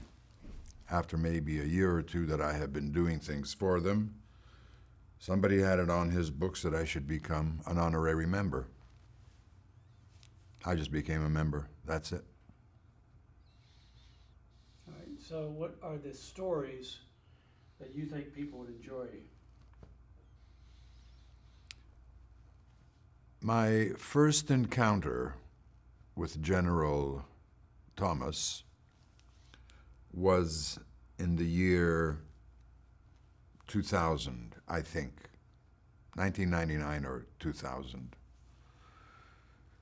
And he invited me to go with him to a town called Valmontone, from where they took a lot of fire before the occupation of Rome. Valmontone is exactly in front of Artena, and in Valmontone there was very strong German presence with about 20 Tiger tanks, which they had never used in the area, except near Cori. But those tanks were all spread out in the valley in front of Artena, and they meant to keep the Special Service Force and the 3rd Division away so that they would not reach Highway 6 and cut off the German retreat and escape around Rome. So we went to Valmontone, and the coincidence has it that in the car there was also a man called Tito Vittorio Godzer, who was an Italian paratrooper who was fighting against the Nazis. He was a partisan in the hills and met with 2nd Regiment, in which Ed Thomas was. But he did not meet Ed, who commanded the 1st Battalion. He met Stan Waters, who was Canadian and commanded the 2nd Battalion of the 2nd Regiment. There are photographs of Godzer in civilian clothes while he meets these forcemen. And Godzer was in the car, and I rode with Godzer. Godzer had become a professor of English literature at the University of Milano. And so we spent the afternoon together. We went to Valmontone, where there was a huge event. There must have been 5,000, 6,000, 7,000 people. There were all the dignitaries of the zone, of the area. There was the Minister of National Defense in Italy. And there were a bunch of speeches. Now, that experience literally changed my approach to speaking in public and to how a public address should be.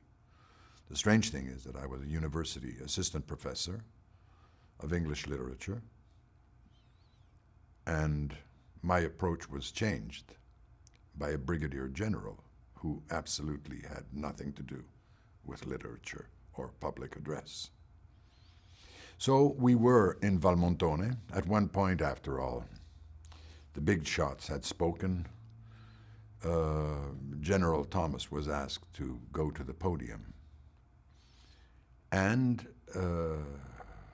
he turned around and called Tito, who was the official translator of the force for years, and said, "Let's go, Tito." And Professor Godzer said, "Ed, I'm tired of all this.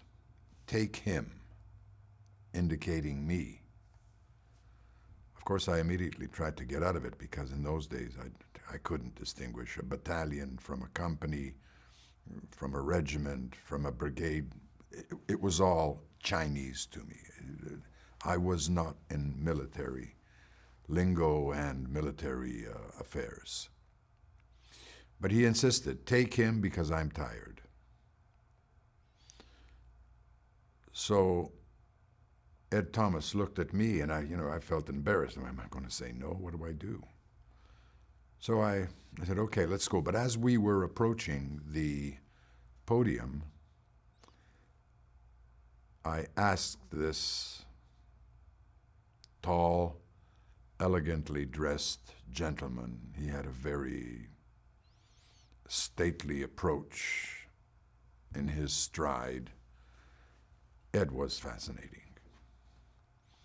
And I said, General, do me a favor when you speak, make your phrases short so that I can translate exactly what you're saying. If you make long periods, I'm going to have to sort of bridge them and try to crunch them in, and I might alter the sense of what you're saying.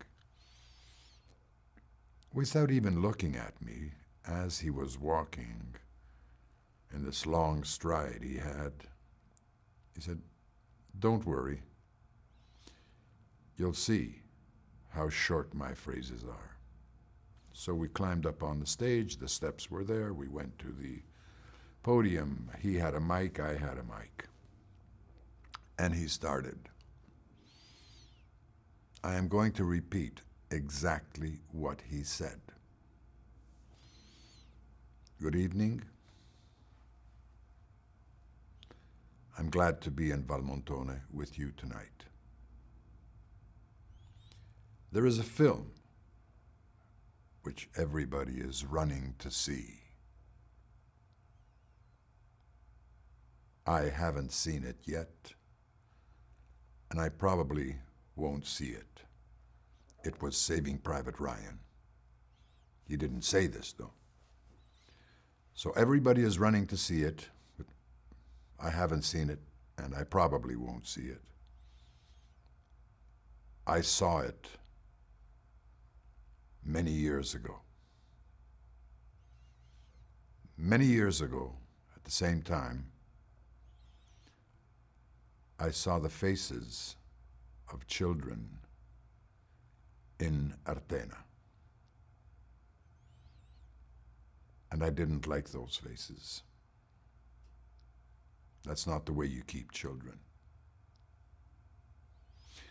This morning I was in the elementary school and in the middle school of Artena, and I saw other faces. And I liked the faces I saw today. Well-kept, well-dressed, well-behaved children. And I think that's the way it should be. And that's the way we should keep them. Thank you for your attention. And that was it.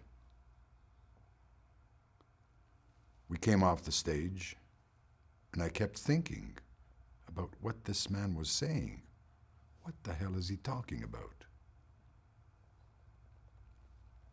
He was talking about the brutality of war. He was talking about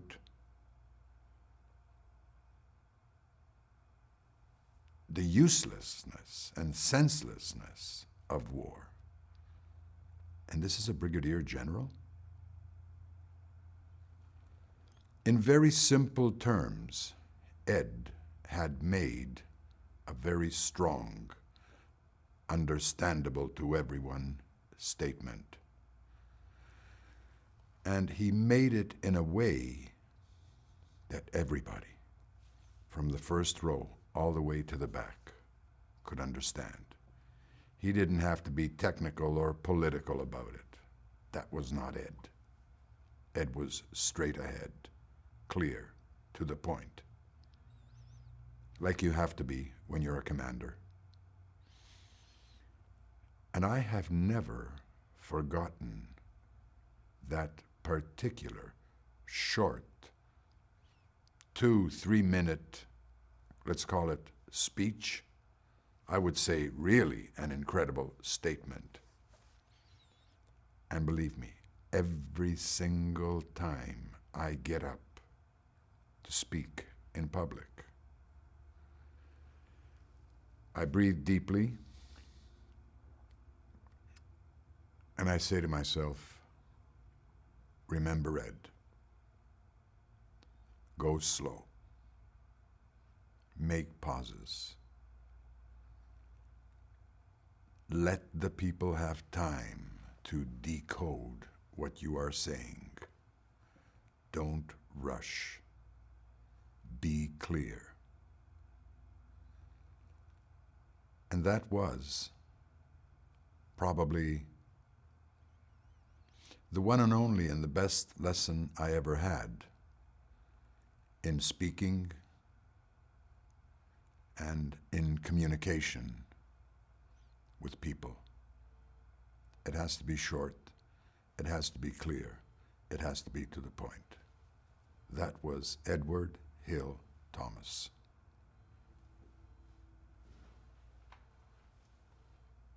Okay? Beautiful. Number 2.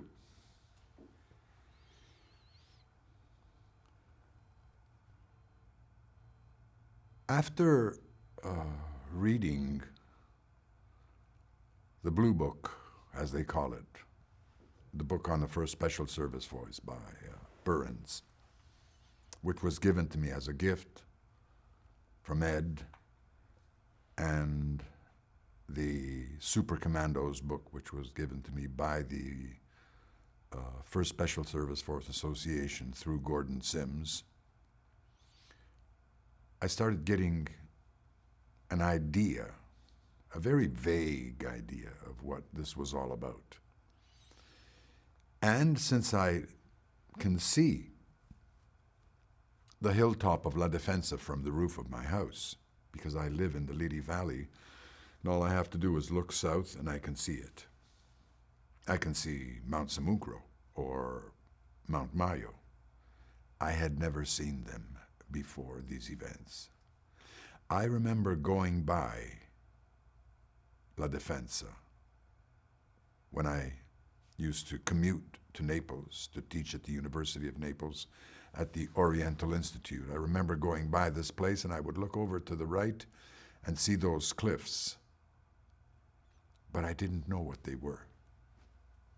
They seemed strange because everything around it was green except the cliffs. And for 10 or 15 years, I went by that place at the Mignano Gap, where normally in winter there's a lot of wind and your car starts moving. I would look at it and say, what a weird place. Little did I know that a few years later, I would be going down below and up above that place. It was meant to be, I guess. Some things just happen because they happen. And you didn't know it before, but you noticed something, but then it appears. It was an epiphany. It was a revelation. And once I started reading the books I mentioned, it's strange. It was Valentine's Day. I remember it because a lot of students were writing cards or sending messages and all that. And I thought, why don't I go up to La Defensa? And I made the biggest mistake of my life. You don't do that alone. I underestimated mountain climbing. I underestimated mountain roaming. I underestimated all the particularities of hilltops that are not taken care of. They are abandoned because La Defensa was abandoned in those years. Many years prior to that, they had cows and goats and sheep on the mountain. They even did a little farming, but it had been abandoned. In any case, I got my car. I went to a little town called Camino in the township of Rocca de Vandro, which means the castle, the rock, like the Rock of Gibraltar, the Rock of Evandro, who was the lord of the area. And I went to a little town called Camino. And from there, I had to leave my car, and I saw there was a pathway. I was told, just follow the pathway. So I followed the pathway, and I ended up practically not on La Defensa, but on Mount Camino, which would have been in the British sector. So to get to La Defensa, I had to go in the other direction. But this is on the mountaintop. And on the mountaintop, I found these big white thorns. They were actually walls of them. You couldn't walk. They literally tore my velvet trousers. Luckily, I had a technological coat on, which was very strong, and the thorns couldn't go through it. But I got to one point where I could not get through that wall of shrubs and thorns. But I heard a bell. Clank, clank, clank, clank, clank, clank. A big bell. I said, this has to be a cow. So I looked around, and sure enough, there was a cow up there, because the shepherds sometimes leave 3 or 4 cows up there, and they graze, and then they bring them back down, and they milk them. In any case, there was a cow. So I found myself a nice big stick, and I managed to get behind the cow. I started hitting the cow on the rear end and pointing it towards the area which I thought was La Defensa, which is the cornerstone of the Camino Mass, this hilltop. And I was right. The cow kept going in the direction which I thought was right, towards Mount Samucro, which is on the other side of the valley. And I finally got to a place which was the end of that mass.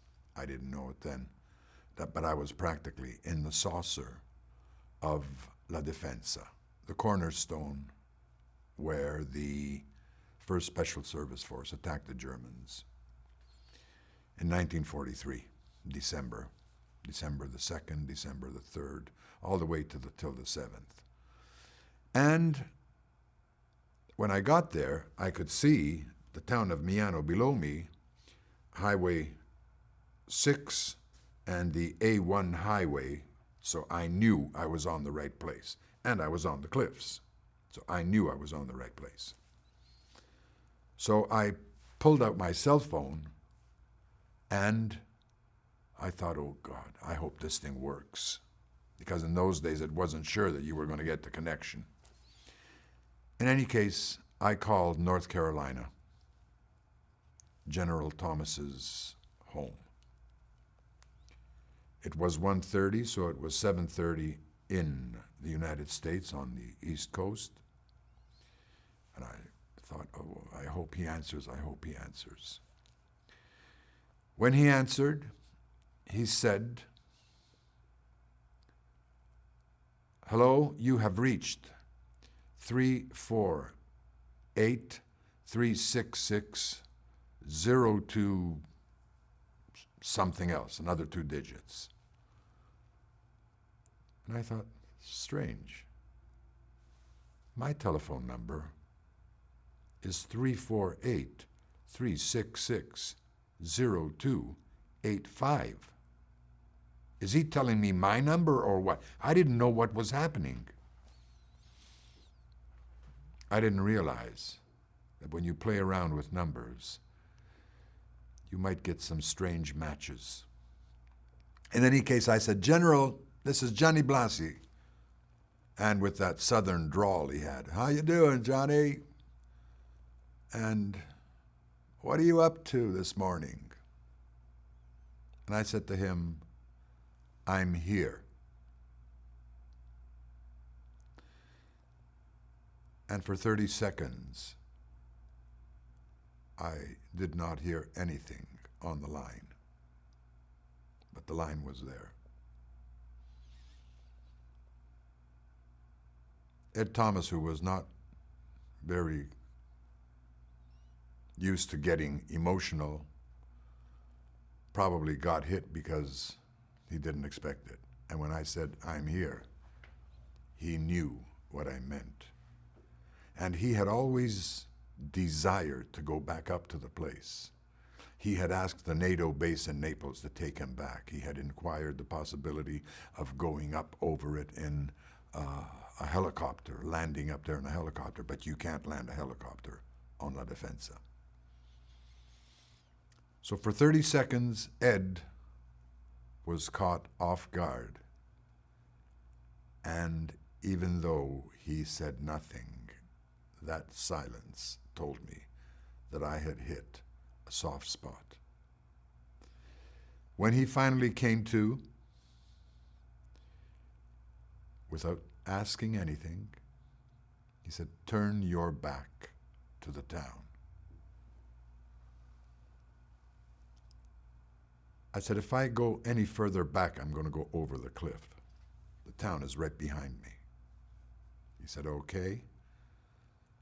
Look to your right. You see that hill? That point down there? Now, he was talking to me as if he were up there. I know that he was up there and that he fought for 2 or 3 days, but he was wounded. And while he was up there, he wasn't sightseeing. He was telling me things that had been etched into his mind, into his visual perceptions. I don't know if it was before or after, but there was something there which was in stone. Look to your right. That's Mount La Rimetania. That was the end of our attack. Now look slightly to your right and down below. Yeah, I'm looking. You see that saucer?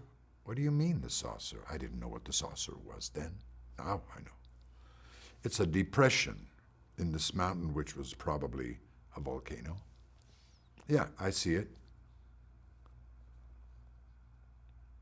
Go to the saucer and look for a hole in the ground. Somebody's telling you to look for a hole in the ground. You don't know what it is. I said, okay, I'll go. What should I look for? It's like a very small cave. You should be able to see it from where you are. I couldn't see it because there was a bit of vegetation around it. No one had been up there to clean it up.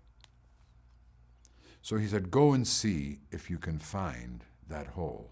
I said, why are you interested in the hole? I was in there with another 3 men with my industrial accident. He never called it a wound because he had jumped behind a stone looking for cover, and there, behind the stone there was another forceman with the bayonet on the end of his rifle, and the bayonet went into his leg. He said, I was in there with my industrial accident with another 3 men for 4 days. See if you can find that hole. Okay, I'll let you know. So we hung up, and I went looking for the hole. It was easy. There was no big search to be done. I went down to the saucer, found the hole. Through the years, a bit of sediments of soil had maybe filled it up a bit, but you could see that maybe you could lay 4 bodies in there lying down. But I mean, you couldn't walk or get up. You could just lay in there, and that was it, before they were evacuated. So I thought, Ed was in here for 4 days. Something's got to be done. I had a backpack with me with some food and water, and I managed to find a stone about this big. I didn't realize the stones could be so heavy, but I managed to get it into my sack and put it on my back, and I went back down. And about a year later, I managed to bring that stone back up on a jeep, and it was placed over the entrance of that, let's call it, hole, small cave, depression, and I had given it to one of these Italians who can really do miracles with stones, and he had chipped out a spearhead. I had gone into a lady's perfume store, and I bought some red and a bottle of red and a bottle of white nail polish. I painted the spearhead red, and I wrote USA in Canada, like the force would wear on its arm. And my expert in stone writing had written what I thought was appropriate for that place. And if you go up there now, you will still find the inscription which says, Thomas Hotel. Now that place is indicated by mountain climbers as the Thomas Hotel. But hardly anybody knows who Thomas was. Yeah, okay. My name is Tom Johnson, Tomjohnson, and I'm the son of Thomas Walter Johnson, who was in 6-1 of the 1st Special Services Force. This is my mother. I'll let you introduce yourself. Yep. My name is Evie, E-V-Y. I was born Sandberg. They named the last name from the home they had bosatt In Norway. in Norway. So sometimes I speak Norwegian in the middle of a sentence, an American sentence, and people look at me questionable. Yes. And you married Daddy after the war. Yeah. Yeah. He came over, my husband, Thomas, came over to Norway to join his unit, and they were there to send the Germans home that had occupied Norway for 5 years. And my name is Catherine Johnson, Quit, and Cathryn Johnson, Johnsson, Quit, Kwit, and I am the daughter of Thomas Johnson. And Evie. And Evie, yes. Our beautiful mother. Thank you. It was a cooperative effect. We have a little story we're going to tell you that was something we actually learned on one of our trips fairly recently. We'll have my sister tell the story, and it was a nice surprise for all of us, including my father when he was living.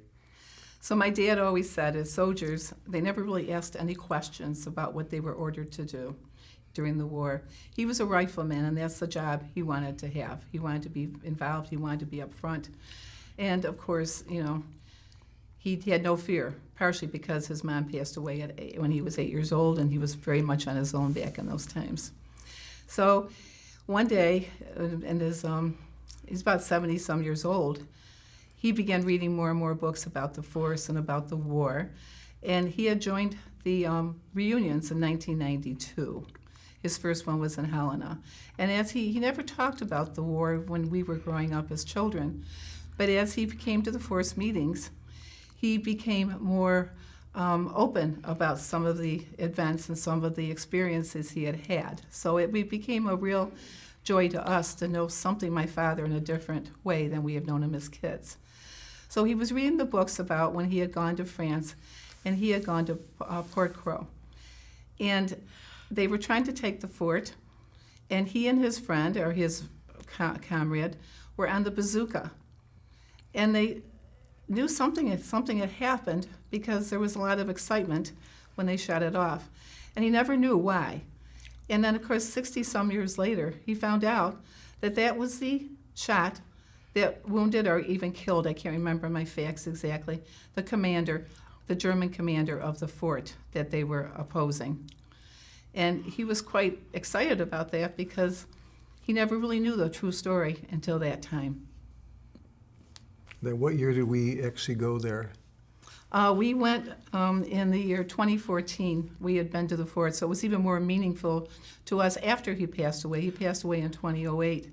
But when we went to the fort and actually saw the area and met the people, it was even more meaningful to our family. My name is Trish Powell, and TRISHPOWELL.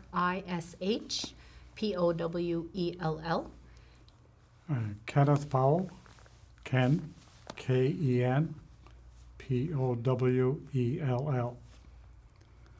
And I'm Morris Powell, MAURICE, and our dad, my dad, her granddad was Sergeant Morris Harry Richard Powell, and he was 6'1".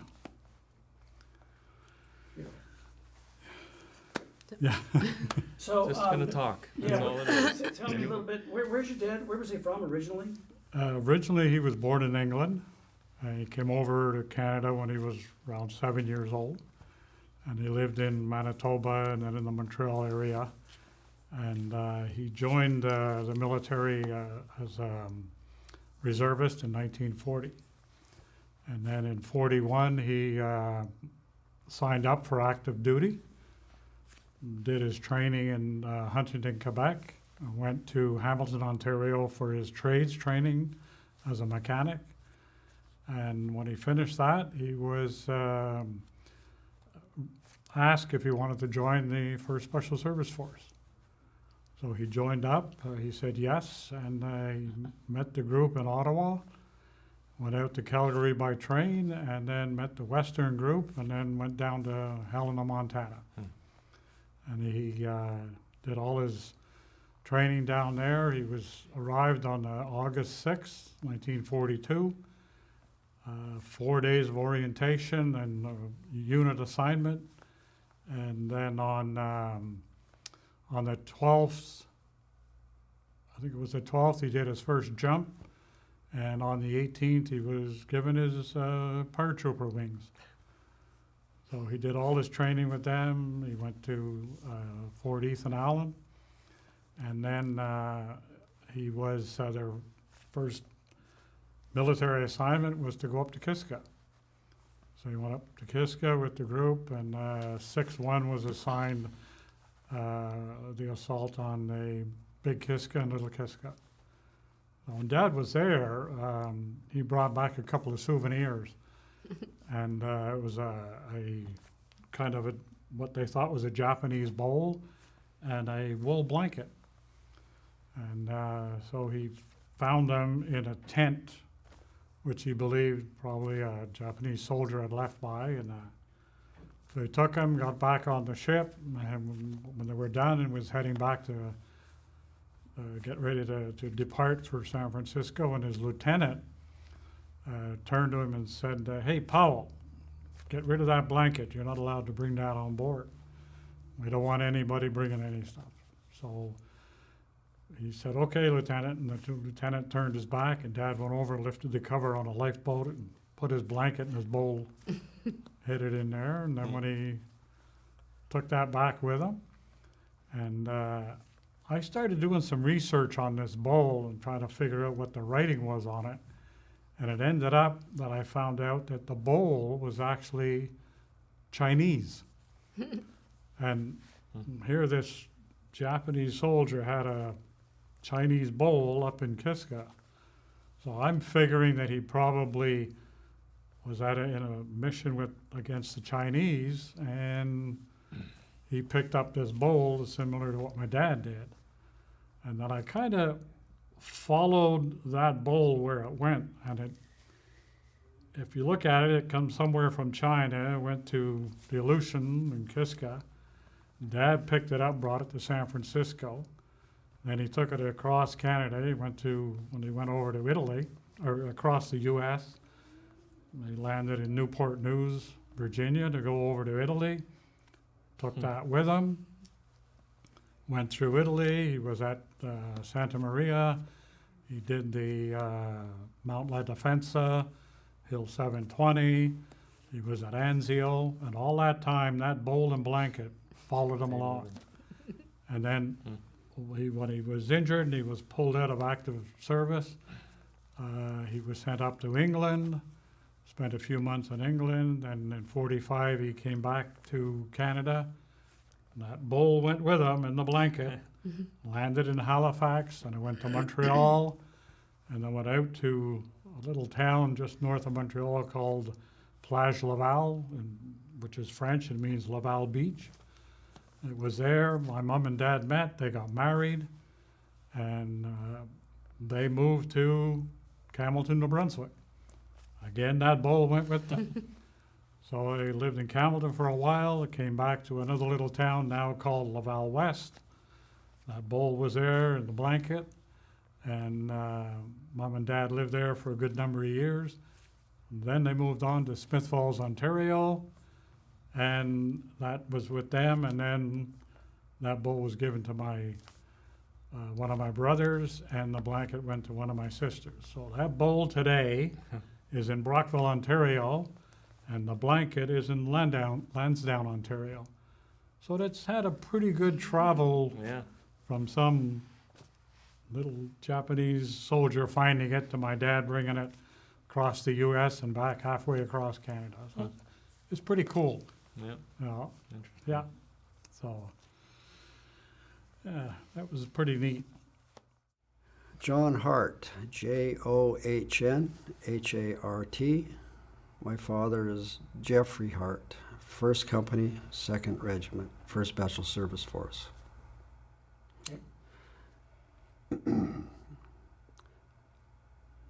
I remember it was May 27th, 1966. I was in grade 9 doing a math exam, and my name came over the PA system to come down to the principal's office.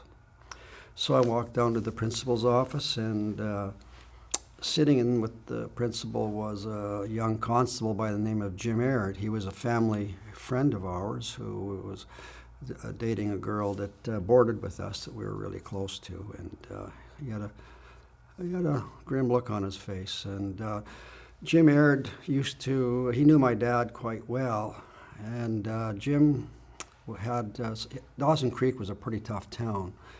And he'd go out on his patrols in the evenings, and he'd always, when he could, ask Dad if he could join him, because Dad was pretty good at breaking up bar fights, or maybe if you had to apprehend somebody or settle somebody down, he had a good way to do that. Anyway, Jim was there to give me the message that my dad wouldn't be coming home anymore. He had died that day. He got killed on the job at Hudson Hope, and he wouldn't be returning home.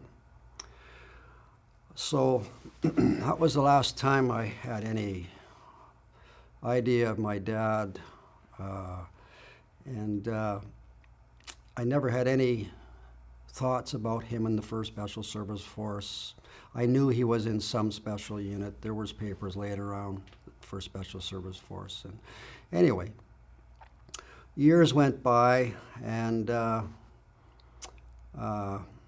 I grew up, moved on, and got married and had children. And I had one communication with my dad only once, from when the day he died. I never had any dreams about him, nothing. It was in 2021. And I was in bed, and I saw my dad. I said, "Hello, Dad." He says, "Son, I'm sorry I left you so soon." And he was gone. And that was, it shook me, because it wasn't a dream. It was something different, and it woke me up. And anyway, I had been quite involved with the 1st Special Service Force since 2002, and meeting my dad's buddies from his 1st Company, 2nd Regiment, and many other veterans over the years, and the people that came along with it, the children like myself, 2nd and 3rd generations, really brought something to me I never thought I would ever have, that being a family I never knew I had. And basically, the door opened fairly wide for me, and there was many purposes why I wanted to do something special. And so to this day, I am grateful for the people that I met, the friends that I made, the veterans that confided in me and shared their experiences with me and brought my dad back to me. That hole that was left when he died has been filled since then by the people that I've made in contact with in the 1st Special Service Force. So I feel real good about that, and I thank everybody for that. The 1st Special Service Force Association has been something I truly want to spend the rest of my time researching and helping other people understand what they can learn from these great veterans that are slowly slipping away. Thank you. My name is Don Shelton. My father was Les Shelton. He was in 3-3, 3rd Company, 3rd Regiment. He arrived in Helen on August 11th, 1942, and served his right until the end, December 5th at the disbandment. And unfortunately for me, he never shared a lot of stories about his wartime experience. And it wasn't until I went to his funeral that the Legion was there, and his medals were on display. And one of the Legion guys took me aside and said, "Any one of these medals here," and he pointed to 3 of them, "are worth all of these ones I have in my chest, because it shows that your father served and was in action," which he said for some of us, that was not the case. And so from then on, I started to try to research and find out exactly what my father had done. I knew he had been in the 1st Special Service Force, but I had not realized what a significant group of men they were. And so it started my journey into joining the 1st Special Service Force Association and discovering what an amazing military career he had. And I realized at that time that I had never really honored my father. And so I took it upon myself to contact all the veterans who are living in Ontario, to meet with them and personally thank them, and know that make it known to them that they were appreciated, and that I was interested in making them as comfortable and as I could. I wanted to hear all their stories, and that sometimes they were willing to share them. And it was a way of me giving back for not really understanding, the significance of what my father had done.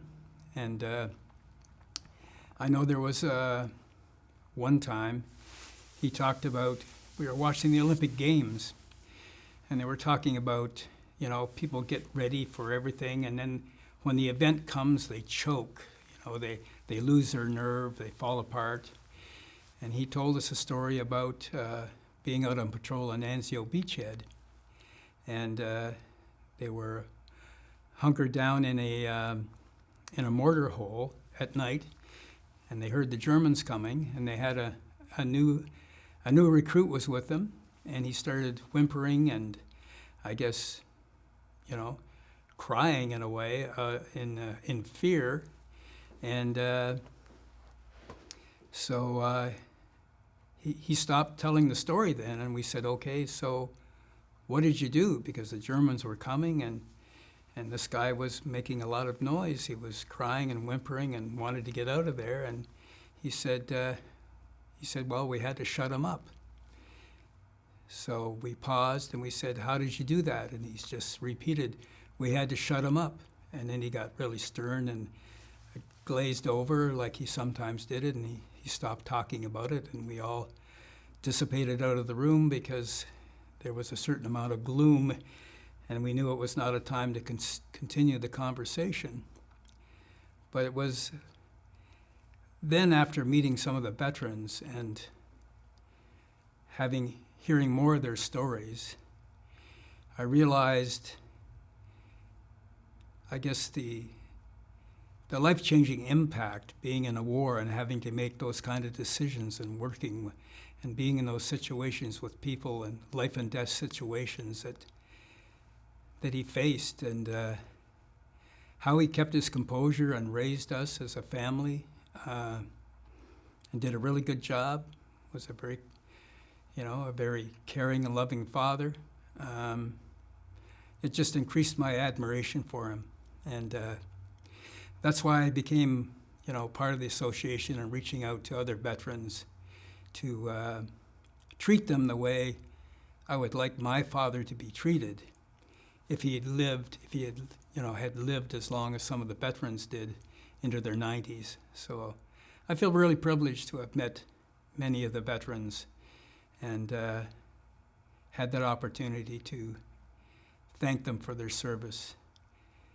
And I did that by providing them with just my company and taking them places and doing things with them like I would with my father. So the force brought my father back into my life, and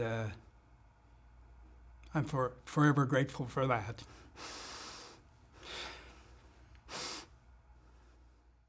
My name is Angela Breakstone, Angela Breakstone, Breakstone. I'm the widow of Morris, who was in 4-2. Morris always called me Angie, as most members of the force call me Angie. And what I'd like to do is read something that he wrote that appears in Joe Springer's book, The Black Devils Brigade. I was in what was referred to as a Rebel Depot or replacement depot. They were asking for volunteers for the force, and I was interested. We went to an orientation tour and were told something about the exploits of these guys. A very impressive captain, wearing paratrooper wings and a combat infantryman's badge, was standing on a platform. He was telling us that they were not recruiting just anybody. We had to have a good reason to volunteer. He asked, "Would you have the nerve to slip up on a man in the dark and rip out his guts and laugh in his face?" I looked at my friend and joked, well, I don't know if I could laugh, but I volunteered. At the Rebel Depot, I hung around a group of guys from the 1st Armored Division. They had seen a lot of action with the force on Anzio, and their nerves were racked. I returned to the Rebel Depot to get my gear, and I casually mentioned to one of them I had just volunteered for the 1st Special Service Force. He looked at me like he was about to slug me. He said, "You've got rocks in your head. I worked with those guys on Anzio. When everyone was pinned down, they would get up and move under fire. They treated me like shit, all because I volunteered for the force. They thought I was crazy because they knew what I was getting into. I didn't." Our training was all process of elimination. An instructor from the force demonstrated each routine. Each instructor was a casualty of the force who had been wounded and disabled in combat. He would put us through an hour of what he was able to do, which was plenty. We thought, if these cripples are in such good shape, then what are the rest of these guys like? We repelled, we had a lot of running and hand-to-hand combat. At the end of each day, it almost seemed as if they were encouraging people to speak up and quit. All we would have to do was just to go to our tent, grab our gear, and no sweat, you were out. But I'm glad I stuck it out. When I arrived in the force, the first thing I noticed was that daring. These guys were really heroic. Another thing I noticed was their complete and total compassion for one another. They joked and kidded with each other, but they would willingly die for one another. It was a love, a brotherly love, that was simply extraordinary and a characteristic I never witnessed before or since with combat veterans. Americans or Canadians, it didn't matter who was who because they all had this bond. They didn't show it a lot of the time, but nevertheless, the emotion was there. The guys welcomed me into the force.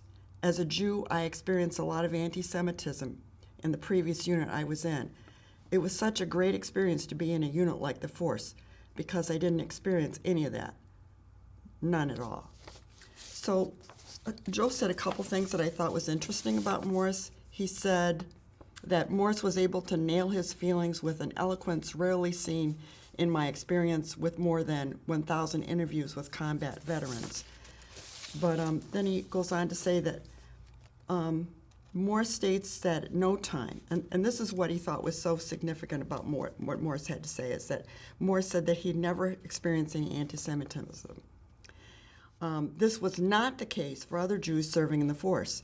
These unknown few, in fact, paved the way for Morris by combat performance, blood, sweat, and tears. In the end, his narrative complements the other vets that did experience racism in the force. So Morris perhaps never knew of the others, yet his observations are vindication their efforts were not in vain. Okay, so want to start with her name? And Yeah. Hi, I'm Kathy Weinstein, Weinstein. My father was Joseph John Grenick, and he was in Unit 4-2. And Jonathan Grenick, JONATHANGRYNIUK. I'm the son of Joseph John Grenick of 4-2. So my father rarely spoke of any of the combat that he saw during the war. He did share some random stories. I could probably count on a single hand the number of combat stories he shared, but one incident that I know stuck with him that he shared with me was when they were on the Anzio beachhead with the force. He said he was on a nighttime raid, and during that raid they had apparently entered a minefield, a German minefield, and the mines started going off, and the way he related it, they actually thought at first it was incoming mortar fire, which caused additional men to run to try to find cover, setting off additional mines. He had also related it was very foggy that night, and it was the type of ground fog that just covers the ground. And he related that at some point they figured out this was a minefield they were in, and as he said it, they were all told to stop and stand in place and to wait for the sun to come up so they could be able to navigate their way out of the minefield. I never pressed him for any more details about that encounter. Since he's passed and I've shared the story with other force historians, they're fairly confident with the way he described it. He was talking about the unit's action on a German outpost in Cerreto Alto in Italy on the Anzio beachfront, and I believe that action happened on May 1st of 1944. The 2nd Regiment was sent on a raid to take this German outpost at a farmhouse and entered into a minefield on the west side of the farm, setting off mines immediately that alerted the German outpost to their activity there, and a German machine gun nest opened up on the force members in the minefield. And to further cause confusion, there was U.S. Army support was nearby, artillery support, and actually the Germans, I'm told, withdrew from their machine gun position and called in artillery fire onto the minefield area. And to make matters worse, there was a U.S. armored unit nearby, and they mistook the activity for being German activity, so they had friendly fire fired into the minefield as well. I believe it, all in total, I think my dad recounted he believed there was about 29 casualties from the force from that action that night. My name is Arlene Puan, P like Papa, I, J, U, A, N like November. My father's name was John, but everyone called him Jack, Ball, B like Bravo, A-L-L, and he was in 3rd Company, 1st Regiment. There's a picture in our brochures, and there is a picture in this comes from the Super Commandos book, and I'm going to tell you a little story about these. Let me see that picture. Hold it towards the camera. Push it all the way out. There we go. Let me get a good. Yeah, I think people are going to recognize that one. Okay. Okay. So this is on the Anzio beachhead, and that's my dad in the middle, and this is was his best friend, Leonard Grew. Everyone called him Curly. And this gentleman, I believe his first name was Frank. Frank was killed in action, and Curly took 25 bullets in the head and the neck. So as far as my dad was concerned, Curly had been killed. And my dad went to many, many reunions from the beginning, all through his lifetime, and never ran into Curly, never heard anything about him. And then it was around 1987, my mom got a phone call, and she answered the phone, and the lady said, "Is this Jack Ball's home?" And my mom said, "Yes." And the lady said, "Now, is this the Jack Ball that was in the 1st Special Service Force?" My mom said, "Yes." And she said, "Well, hi, my name is Yvonne Grew. I'm Curly's wife." Well, my mom knew exactly who she was and said hello, and they chatted for a moment. And then the lady said, "Curly would like to speak to Jack." Well, needless to say, my father's face went white. He was so shocked he didn't think this fella had survived. They got on the phone, they chatted for quite some time, and then they were able to set up a few visits. At that time, Curly was in a veterans hospital, and my dad was able to see him a few times before he passed, and that was probably around 1988, and then my father passed away the year later. But I think it really speaks to that bond that they formed for so many years, all those years later, to remember and still be that close. Not only that, my mom and Curly's wife Yvonne became good friends after that and attended several of the reunions together. So again, that bond extends on till today, as you know.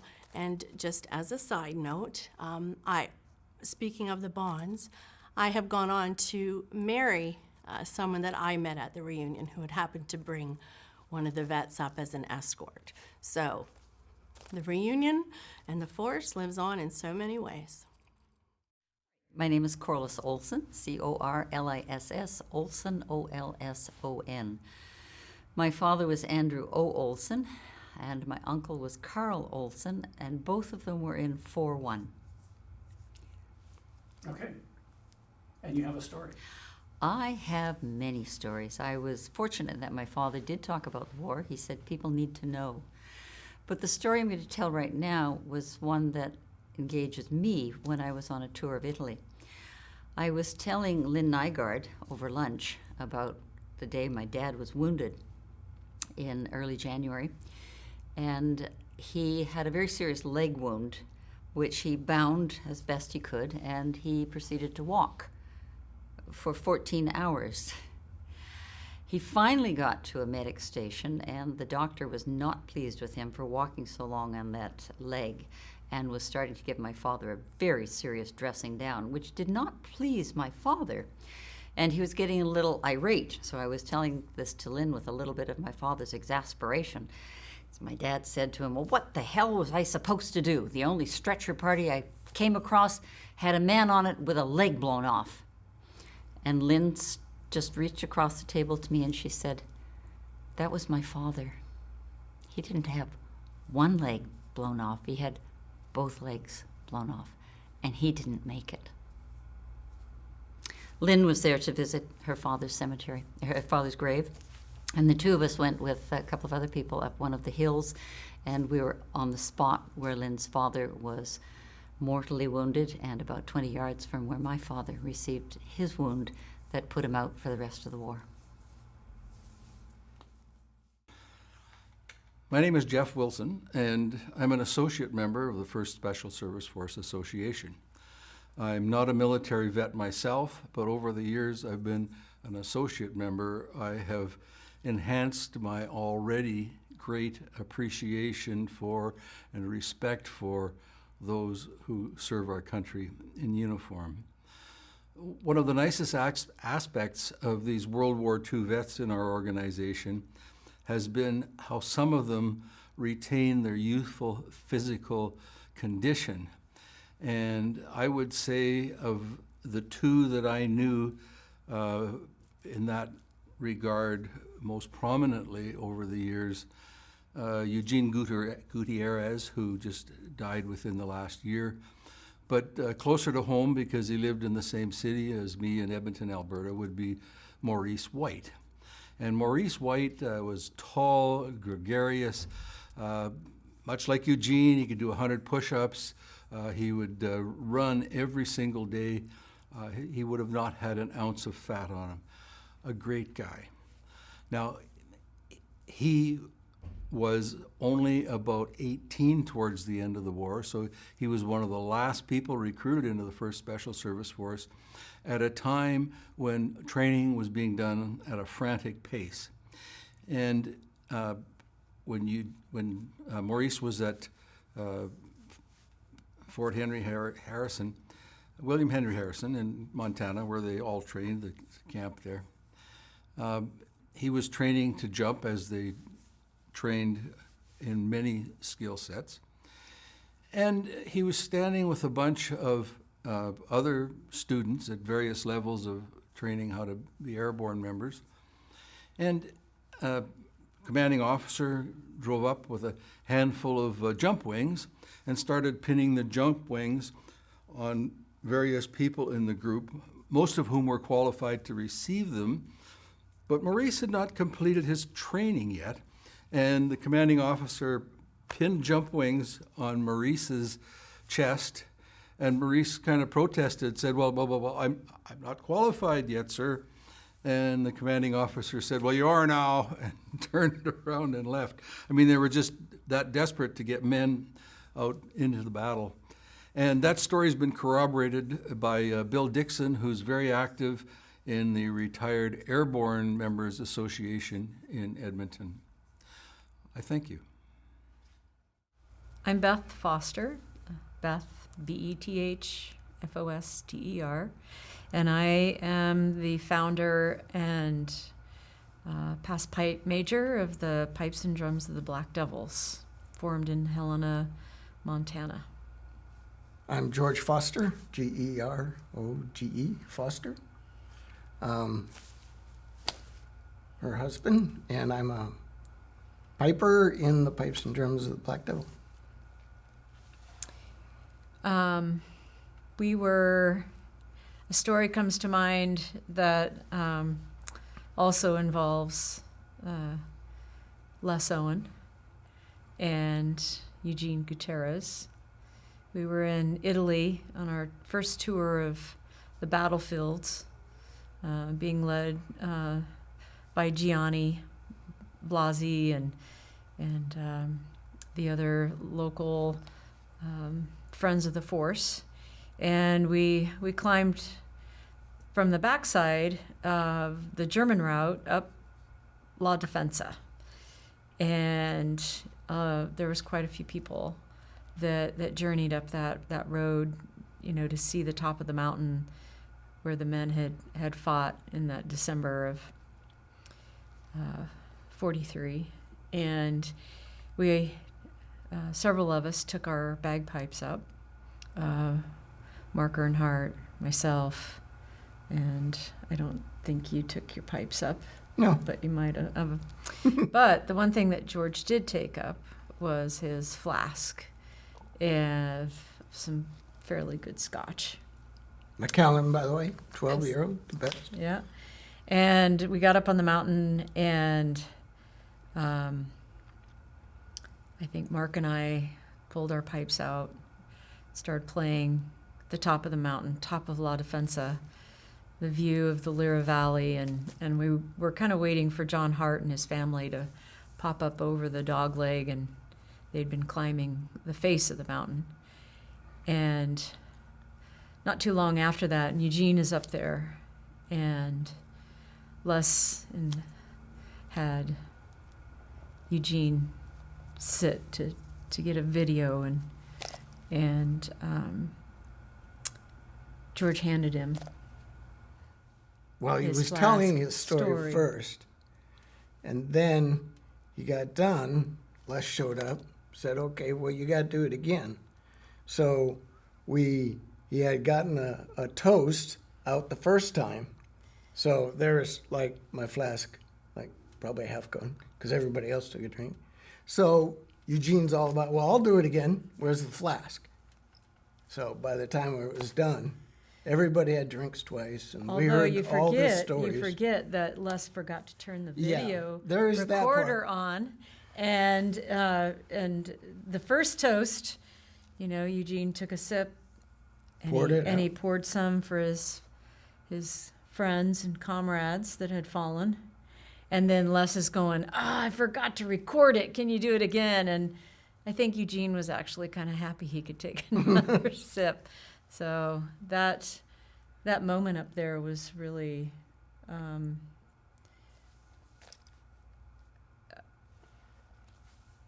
awe-inspiring, actually, to look across that valley and see what those men had to walk through, and the boulders and the rocks. I mean, it was so treacherous, and it really definitely gave me a much greater sense of what they had to have gone through. So. Steve Blake, B-L-A-K-E. My father was Robert Blake, and he was in 3-3. All right. And please share your story. So my father, like many forcemen, never really talked about the war. But the few stories that he did share were more of non-war related, per se. But he did share one story where, and I think it was when they got into Rome, but I may have the location not exactly.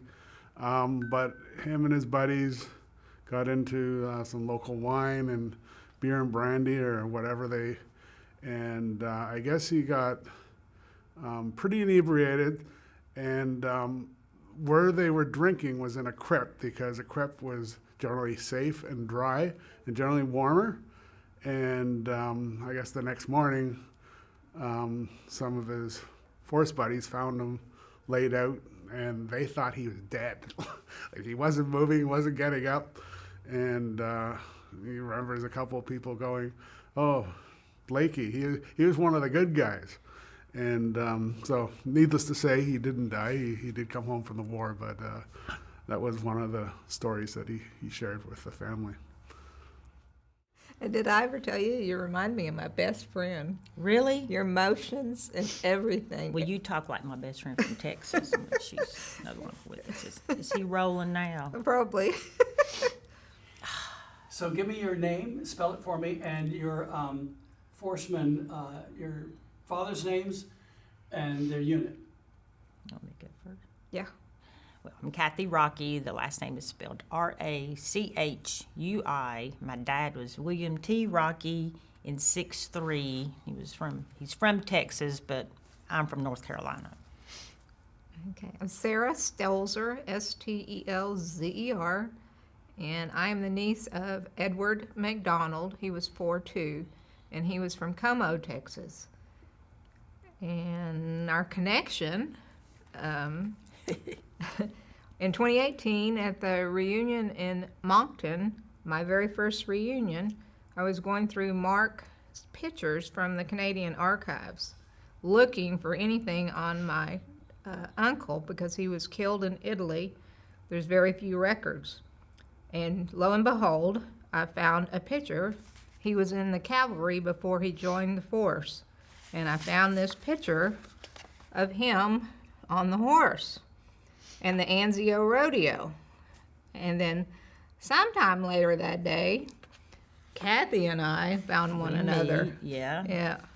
We started talking. I don't know how we got on the picture, maybe because Daddy was from Texas and you must have said something about your uncle. But anyway, she shows me the picture, and that's her uncle, and I went, well, that's my dad.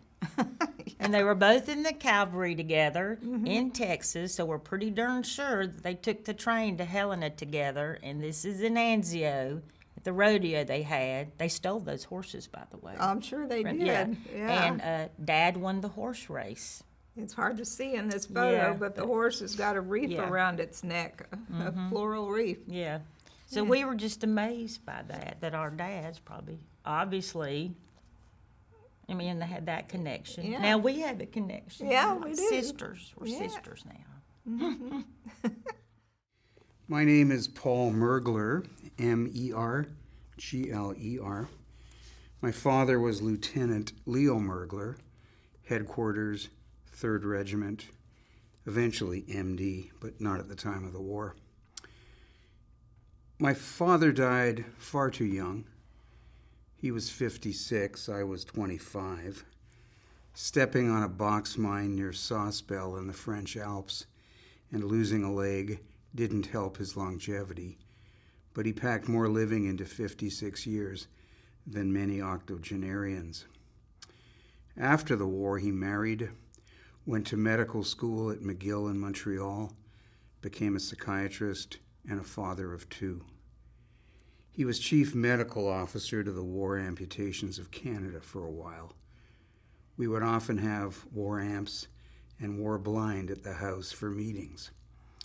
I was a young boy and was so struck by the fact that whenever they would get together, all I heard was laughter, often raucous laughter. Those guys never complained. That struck me as well. My father rarely talked about the war. I was fascinated by his artificial leg, his funny foot, I called it. My friends were in awe of him. The Doc, they called him. He was a funny, loving, kind man, wise, and with a core of steel. I could tell you stories about my dad all day. I'll tell you one. He had just soundproofed his office, and a patient, a Korean War vet, jumped him. He soon realized that it was a waste of breath calling for help with the new soundproofing in place, so he focused his attention on protecting himself. He was fine. The patient was hospitalized with a number of injuries for a number of weeks. I was about 11. I asked him about it. He answered with a smile. "We were very well trained," he said. Being an old soldier, he swore a lot. He was good at it. My mom would try a few times, and his response, "She has the words, but she doesn't have the rhythm." Here are a few poems from his book entitled Just a Small Hunk of War. He never tried to do anything with them. I would like to.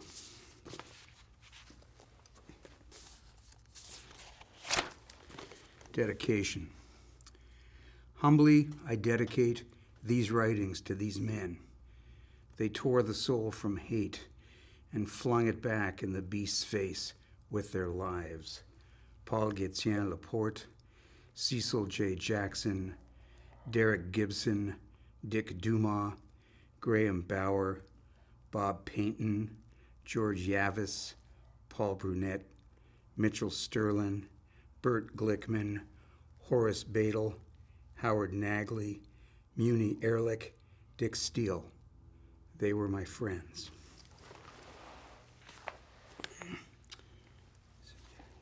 Okay. Where?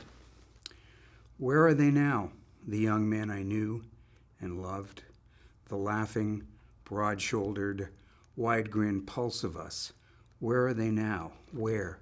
My soul cries to vastness, and in answer, they are in the limitless nothingness of infinite nothing and nowhere else. That's where.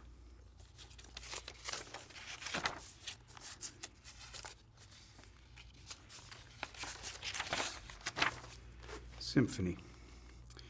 The frightened, wailing cacophony of the air raid sirens, the fierceness with which it gripped the soul, the intensity with which it stabbed the heart of London, the hideousness of its implications, the fantastic, pitiful destruction it heralded, the sirens.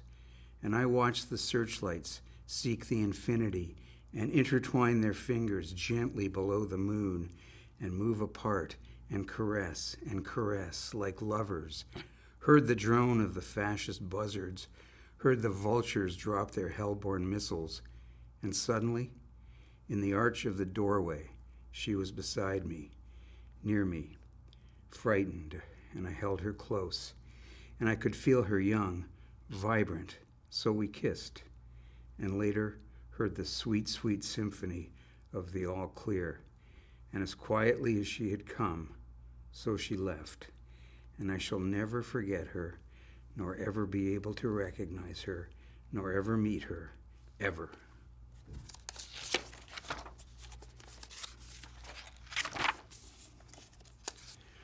Full many a gem. Skeletons of dead, dying, drowning, and drowned ships filled the Bay of Napoli, and Vesuvius's peak lay hidden in a cap of fog, and the waters of the heavens reached down to touch the waters of the earth. The rails of our troop ship dug into our elbows as we watched all this.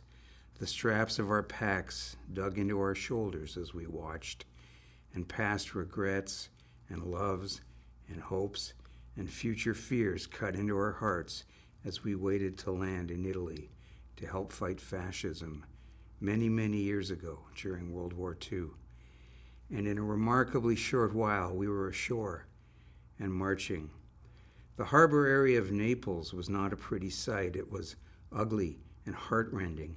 Rubbish heaps and lice and filth and destruction and nakedness here. No shoes here. Only scabby, red, swollen feet walked the rain-swept streets. No clothes that didn't cling in rags. Only bitter, deadening want and suffering.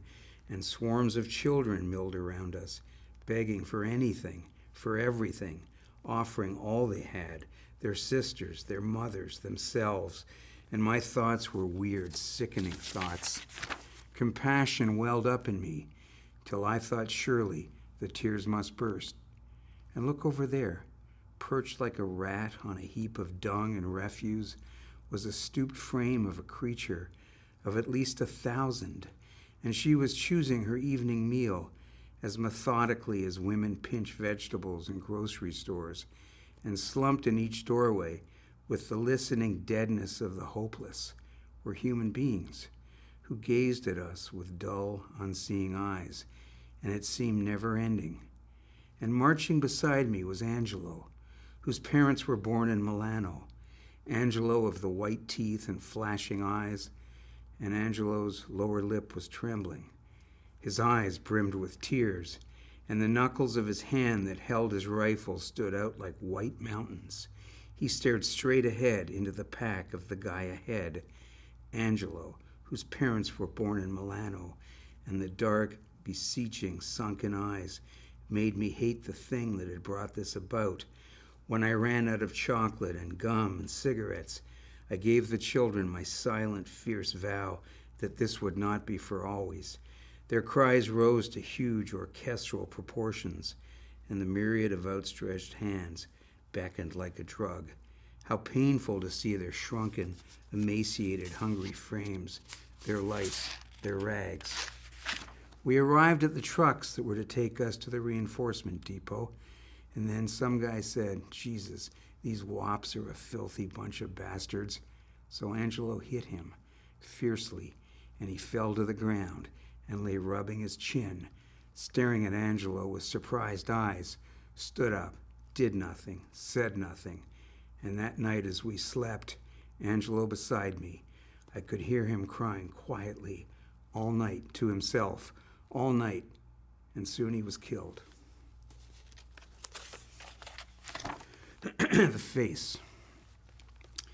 The narrow Italian road wound drearily and long, with hardly a level stretch, and it exuded its dust in the most profane manner, as if in rebuke to the baking sun.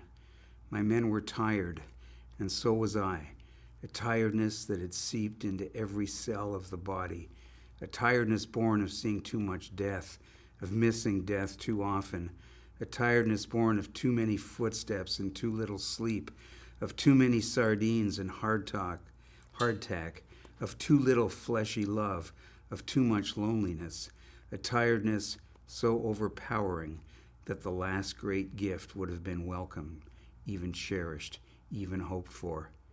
And way up on the right, a smoking German Tiger tank, sent its soul upwards in long, sinewy spirals, and cooked the bodies in it to a black, crushy powder.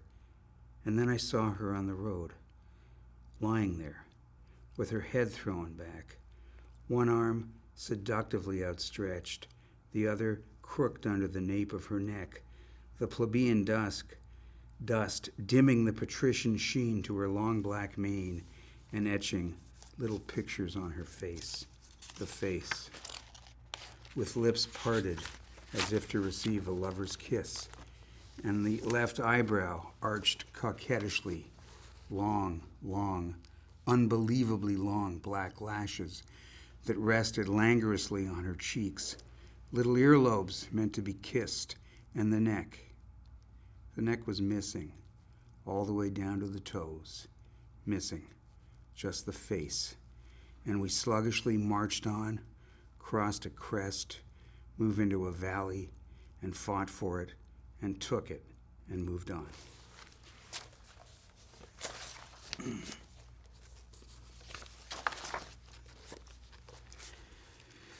The sound a body makes. Fiercely, intensely shone the sun, directly overhead, new and red, that dazzled the eyes and bleached the hair, turned the skin a bronze, and at the crossroads near Ponte Corvo were strange things, cruel things, that fired the soul, put rivets in the memory, and made the guts a little tighter, a little sicker, a little older, a little more tired, gutted hulks of the steel monsters, some still smoldering, some burned out, some with bodies halfway out of the steel turrets, some with the efficient hole and armor-piercing shell from an 88-millimeter gun makes, our tanks. And the dust on the faces of the dead made them look even more death-like, even more dead. And here, too, was the green cloth of the German, saturated with the dust. And all along the road lay the dead. Our armored cars couldn't leave the middle, for on each side, in the verges, hidden, but still there, were the tellers, minds that ripped and flung a mammoth wheel with as much ease as Marsala slid down the throat.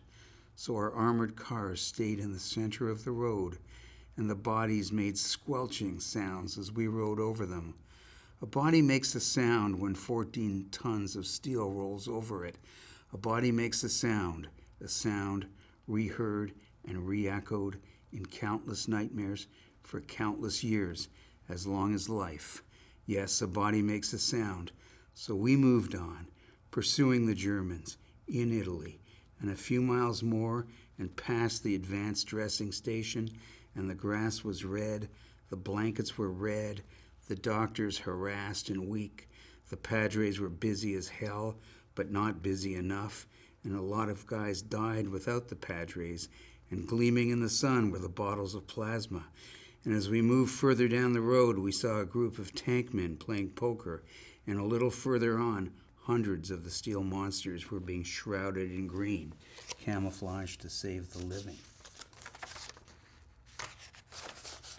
To make the iron monsters seem like moving shrubs, to dull the eyes of the 88s, to save the living, to make the war shorter. And we moved through the shivering convection currents of heat, through the stink of the dead, way up ahead, and like huge panthers waiting to spring on our prey, we rested up ahead, licking the dryness of our lips with the dryness of our tongues, swallowing great gulps of fear down into the fear-constricted pits of our stomach, dripping the sweat in the Turkish steam bath of our iron caskets on wheels, our huge wheeled steel coffins, fingering our triggers, remembering the sound a body makes, and the hole an 88 makes in steel, the poker players, the dead, the wounded, the sound a body makes, and the order came through our earphones. So we moved on, and the whole thing started over again, and the sound a body makes was heard again, and again, and again. I'll toss you. Worming their way like snakes, like huge silent snakes, they saw the sniper, saw his back, and his shock of red hair, and one said to the other, "I'll toss you," and won the toss. So he trained his Tommy on the sniper, whistled one of those seductive beckoning whistles, and with a squeeze on the trigger, there was one red-haired German sniper less, which isn't the worst thing in the world. And they went through his pockets while he still twitched, took his binoculars from him, his iron cross, his filthy postcards, his money, his watch, his Luger, and they found a picture of his family. And it looked just like the family of the guy who won the toss. So the guy who won the toss felt a little funny, and he was killed 3 days later by a sniper.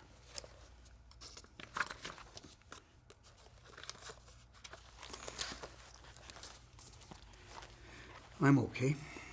The guard outside my hospital window crunched the gravel as he walked up and down.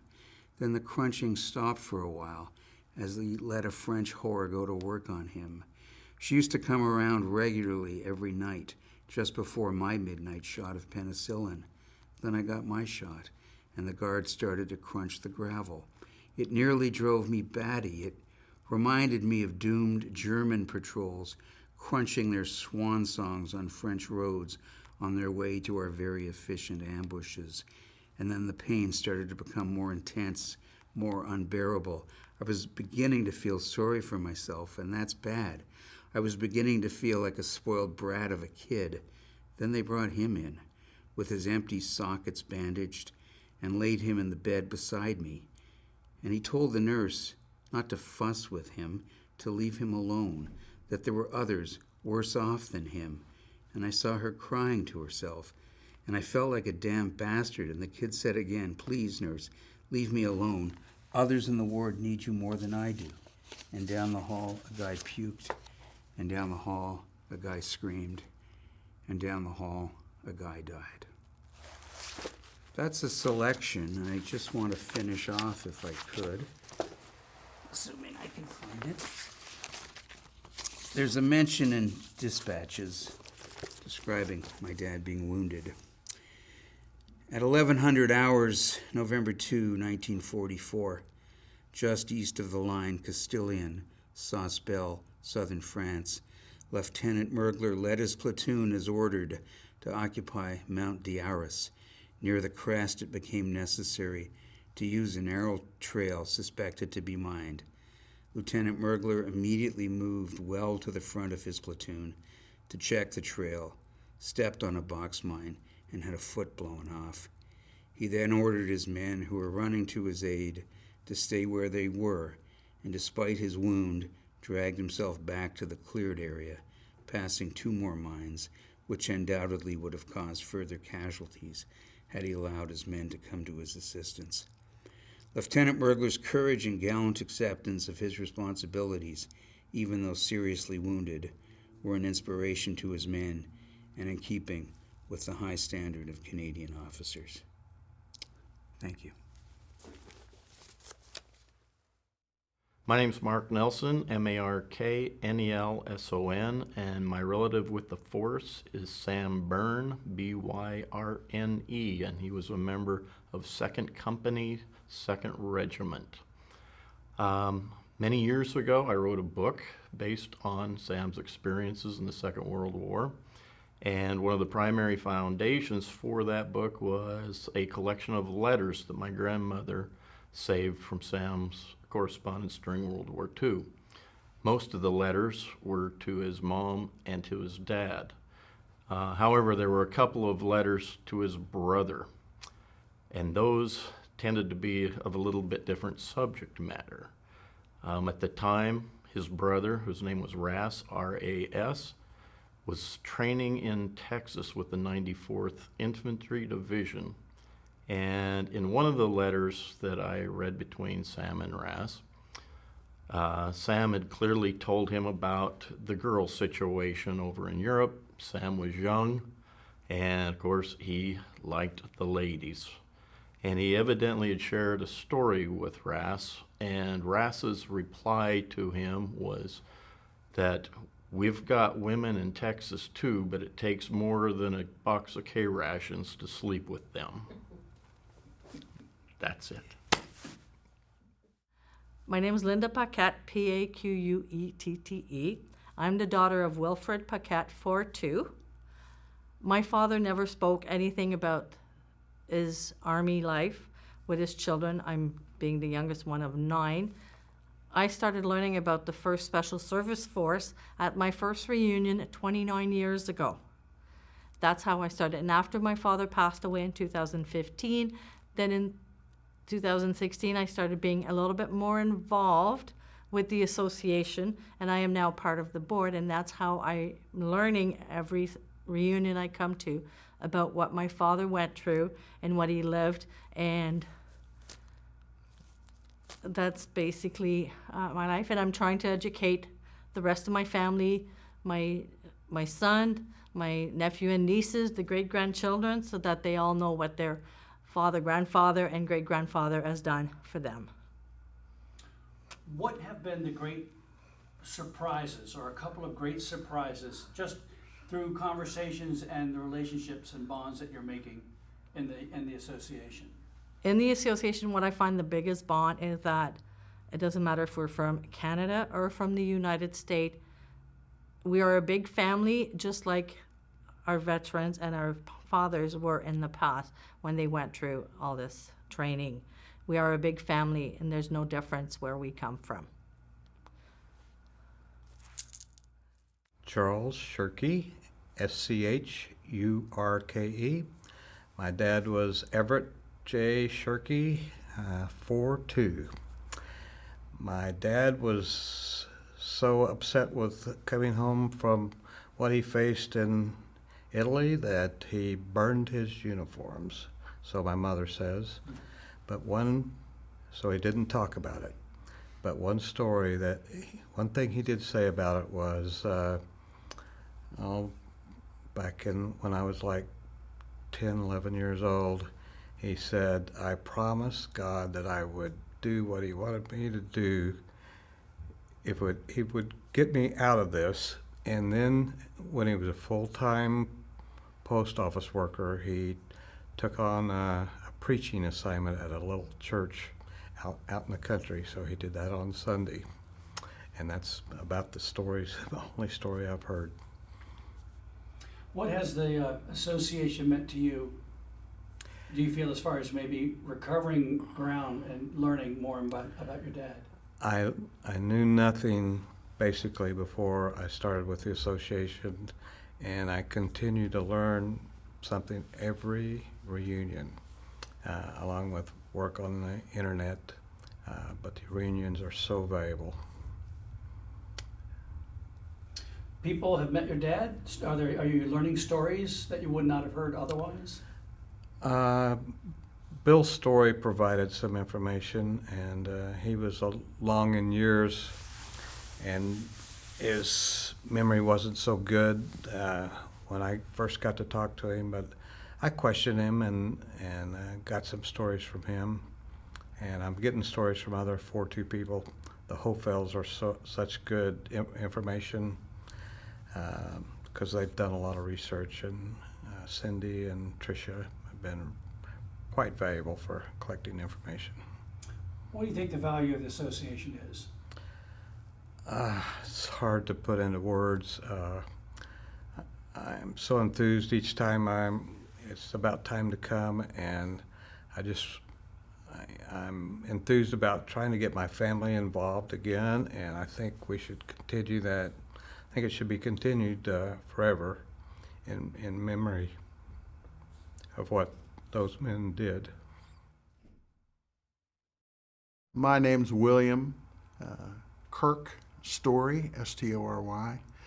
My dad was William Bill Story. He was in 4'2".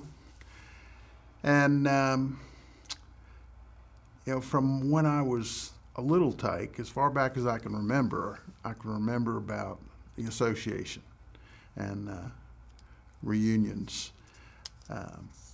But he didn't talk about the experiences of the war. Now later, after I was an adult, he did start sharing some of those things. And one of the things I remember is talking about just how blessed he was to have made it through. We all know the risk of being a soldier and fighting for our country and freedom. And he specifically mentioned three circumstances that could have resulted in me not being here. One was when they shipped over out of Newport News on a ship called the Empress of Scotland. He found out later after the war that it had been shadowed by one of the Nazi U-boats and a captain that was particularly notorious for sinking Allied ships, but that an Allied corvette had scared it off. Sharing that, wow, even before we got to Europe, we could have been sunk and killed.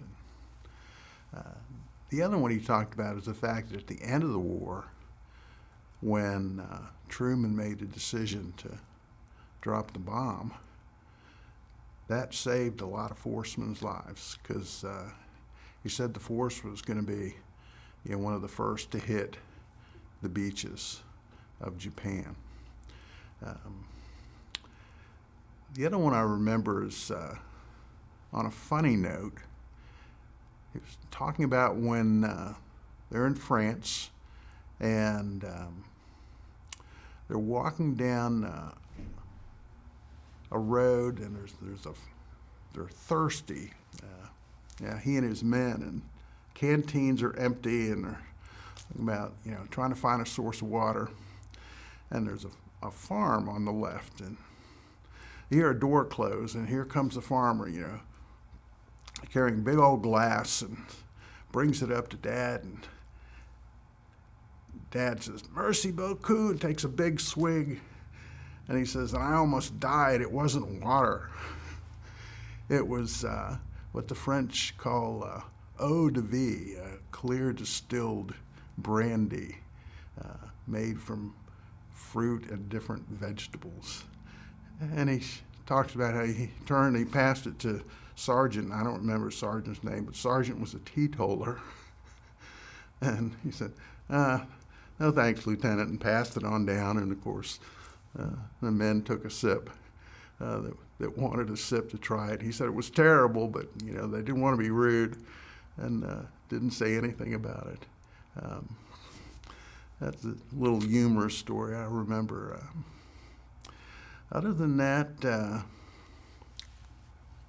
no specific stories I remember. Remember experiences with having to do with the association, the fact of getting here early and going and helping my dad and mom fold programs and that kind of thing. And that pretty much was the major things that I remember. Well, your dad was such a dominating figure in the last several decades in the association and the memory of the force, and was a major source for the families to get information. You must have witnessed that he stood out in that regard. Yes. And so, what kind of impression did that make on you? And during the course of all that, what were your feelings about your dad and his ability to be so helpful? Well, I think a couple things stood out. One was just his leadership, his caring and his communication skills of trying to, to help and to share. And I have to admit there are times I'm maybe a little jealous of that, and because he didn't share much, like I said, about his experiences in the war. But more later. But the biggest impression was just the leadership and the communication skills. My name is Jennifer Parra, P-A-R-R-A. My great-grand uncle was Major General Robert T. Frederick, headquarters. I met Anne, his daughter, and she had invited me over for lunch one day. And she told me this story about when she was a little girl and they were living on base, and I don't remember which base it was. He was taking her to school, and as they were walking to school, some soldiers started coming their way. He instructed her to walk up on a ledge that was a little bit higher and to put her hands over his shoulders. And he did that because he wanted her to cover the stars, because he didn't want the soldiers to feel obligated to salute him. And I like that story because I think it speaks to the type of leader he was and the overall type of man that he was. And when I come to these reunions, everyone always asks me, you know, are you proud? You must be so proud. And I am, and I say that I am because I truly am. But honestly, I always say that I'm proud of all of them because I truly am.